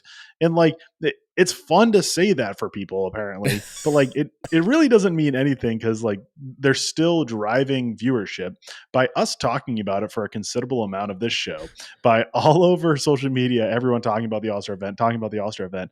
It proves worth to the event. Like it's kind of that idea that all news is good news. Like people are talking about it. People are tuning into DGN. Maybe it wasn't their full total viewership as Worlds or USDGC would get, but it's a considerable viewership to make it worth putting on the event. People going to PDGA Live to check scores, people talking about it on Twitter just to talk about disc golf and get disc golf in people's mouths after a whole off season of not a lot of disc golf to talk about. That is all good things. So hate on all you want. The more you talk about it, the more I get excited, because I'm like, hey, cool. People are talking about disc golf. I'm seeing it as a win. I'm taking the positive out of it. So if you truly didn't like it, the best thing you should do is not talk about it. But we know that's not going to happen. So that's it. Yeah. There's your fire totally take. agree, And that's Evan. perspective. Honestly, I love that perspective of it. And I was just like, keep going, because that perspective is so valuable. You look at it. Sports talk radio. You drive around Chicago, Boston, pick any big city. What do? They talk about all of this stuff. They want to bring it to the biggest, baddest, like this is the worst thing to happen ever, because people just love content. They love talking and feeling like what they're saying matters. Hey, I like feeling what I say matters. But that's why we're so excited about disc golf coming back. It gives us something to talk about. So I love that perspective, Evan. Keep talking about it. It just makes it better for disc golf. Matt, one other totally random idea, something you said sparked this. This could be like some kind of ridiculous segment in the future. You mentioned, what are those things, like 5 months from now, we won't even remember. Like one day I want to go back and like with a smile on our face, laugh at the most ridiculous things in the past. And a few stand out like a sore thumb, like they kind of are ridiculous to this day. But like in the last 5 years of history, like what are those moments? Maybe in disc golf or just the history of the world? And no, well, yeah, sure, the world. No, disc golf. Very specifically, like Steve Dodge running around with cameras and his brother dragging around battery packs, like on Memorial Championship, like just things that like made us roll our eyes at the time, but we rarely talk about them now. But anyway, incoming text from Steve Dodge. Hey, I loved that moment. The truth is, right? People working hard to figure out to get things done, and mistakes will be made. But who here hasn't really made a mistake as part of your own career development or pushing? You got to try. Forward? Steve has a great inspirational message. If you don't try, you don't know. Yeah. Wait, I don't know exactly how he it goes. announced it was a seminar at the Northeast Disc Golf Expo. It was if you don't try, you won't know. If you don't try, you won't fail. Okay. Meaning like go for it. Like you're gonna fail, but it's gonna be worth it. I didn't really get to listen to it because I got to turn your microphone way up. Your gate's just not letting your little. Hello. There you go. You can't try if you don't fail. Oh, no, you just kept you can't cutting fail out if you on don't try. Sorry. All right. When you whisper at We'll like get there. minus 40 You just failed dB. like 4 times in that. Yeah. But that's all right. There you go. At least you were trying. Exactly. I is- failed. That's a perfect example. That's what I'm Ben saying. is You a were trying. very You were trying. dynamic speaker. Like he literally goes from almost whispering, I like in the room, like barely hear him, to like screaming. And so I have compressors to bring down his scream. I have gates so my mic I don't bleed into his mic. And now I got to do like something else. I don't know, Ben. We're going to have to fix you up. I know. If you don't try, you don't fail. Louder. If you don't try, you can't fail. Everyone start failing. All right. Guys, I failed summer school math junior year, and it's the reason I'm the man I am today. So my recommendation. Summer school. So did you take it? No, I failed math. Went to go summer school junior year algebra, and Gotcha, my message okay. for all you today is fail math, because it'll teach you a valuable lesson in life. If your parents don't say fail math, then don't fail math. No, I'm kidding. I was just not good at math, but it was still cool to go to summer school. I can say that, and I'm proud I did. All right. This was the last episode prior to like actual new, like brand new content from actual competition. Now, All Stars is this taste of it. This is it, guys. Next week when we come in, the scramble to line up guests that are relevant, storylines, the stats that Evan's going to be crunching, all of this is going to happen. Now, I'm putting it out here now. If you're a regular listener, you've made it this far. We did it. Yeah, we did it. We did it. If you made it this far, here's a little bit of insight into what next week could look like. It's up in the air. Could you believe it? The first one of the year. So it's going to happen, and it's either happening, and just stay tuned, we're going to announce it. It's either happening Sunday evening, like post-event. Nick is going to, who knows what he's doing, but if he can snag someone for an interview, there we go. Or it's happening Monday. If it's happening Monday, I'm not here, and Evan's not here. But the other guys can hold the show down fine. And then the other possibility is a Tuesday. You're going to get the content, so stay tuned. It's either right after the event that evening or it's the next day, most likely per usual Monday. So we're going to figure that out. I think we're rolling towards Sunday, right after the event. But we're going to try to confirm that with everybody. So stay tuned on that. That will be different, a Sunday evening show. But maybe strike while the iron's hot. Yeah, maybe it's the new thing. It's literally, the new thing. I don't know. Get me all stuttery, but there was so much more that we could have talked about. We did make it to our 2 hours. We're going to dial everything in. We're going to tighten up some of this. Obviously, our tech issues. I don't know what to do. Pray over it or something from now on, because it was working right till about we clicked stream. We might Buy a new need to computer. upgrade, yeah. Like 0 issues for about 4 weeks. 0. Ben goes to click stream. He didn't even click it. And bang. something happens. Oh, and not to bring back up 978, there'll be Not to bring them back up. or to bring them back to bring them back up. Is what I meant to say. Failure again. Keep trying. Is they will be opening their new home. Dave just told me owner Meadowbrook this weekend. So It's happening this at weekend. Meadowbrook. That's wild. I Which- think that's what I'm reading. So which I might have which to is shoot awesome. Dave a text. I forget. Are they going into that barn? No, they're Like, going. where No, are no, they no, at they're going Meadowbrook? into the Meadowbrook restaurant. Half of it. It's getting split. Yes. Oh, my It's goodness. getting In an there. overhaul. So if you have been there Ooh, before, there is wow. an actual country store and like restaurant where they make you great fresh food, a wonderful breakfast, I must say, and lunch and barbecue, like the whole smoked lunch. everything. Everything. Yeah. So it was just They're basically taking seating. half of it. Yeah, they're taking the seating part of it. Well, Half of the, portion of it. yeah, portion of It's it. going to be awesome. It's gonna be incredible. So Wow, there that's you go. cool. Growth and expansion. If you don't try, you don't fail. And their printing services is gonna be in the shed or barn. So Evan, that's what you're asking. Can we Part call of it it's the in the shack? barn. Let's Can we call go. it the shack? I think that's trademarked by me. All right. The shack. All of that being said, interesting show, a lot of fun, a lot of picks tonight. Dial that one in as well. And stay tuned because the next event, I think it's in March 7th, I think. Plan and hope to have it available for you to interact live. You'll be able to put in your picks and play along with us. See if you can take us down instead of just guessing in the chat. Stay tuned for that as well. Nick's not here, so he's not giving his little,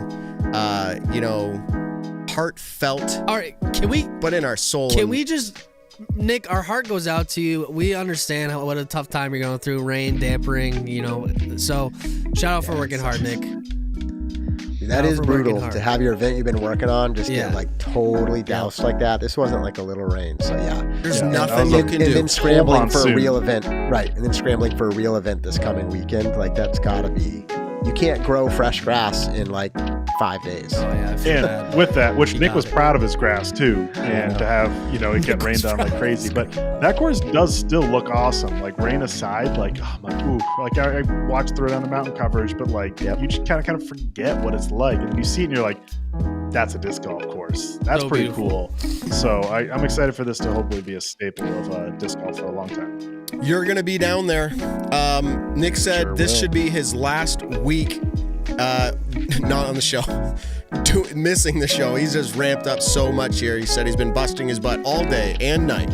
3 inches of rain sucks. There you go. So that's his heartfelt message tonight. Tell someone you love them. I don't know. He didn't finish with that, but I'll put it in there for him. Ben, you're awesome. Evan, you're awesome. Josh, you're awesome. Until next week, everybody, we're going to kick it off. We're excited to see you there. Peace out.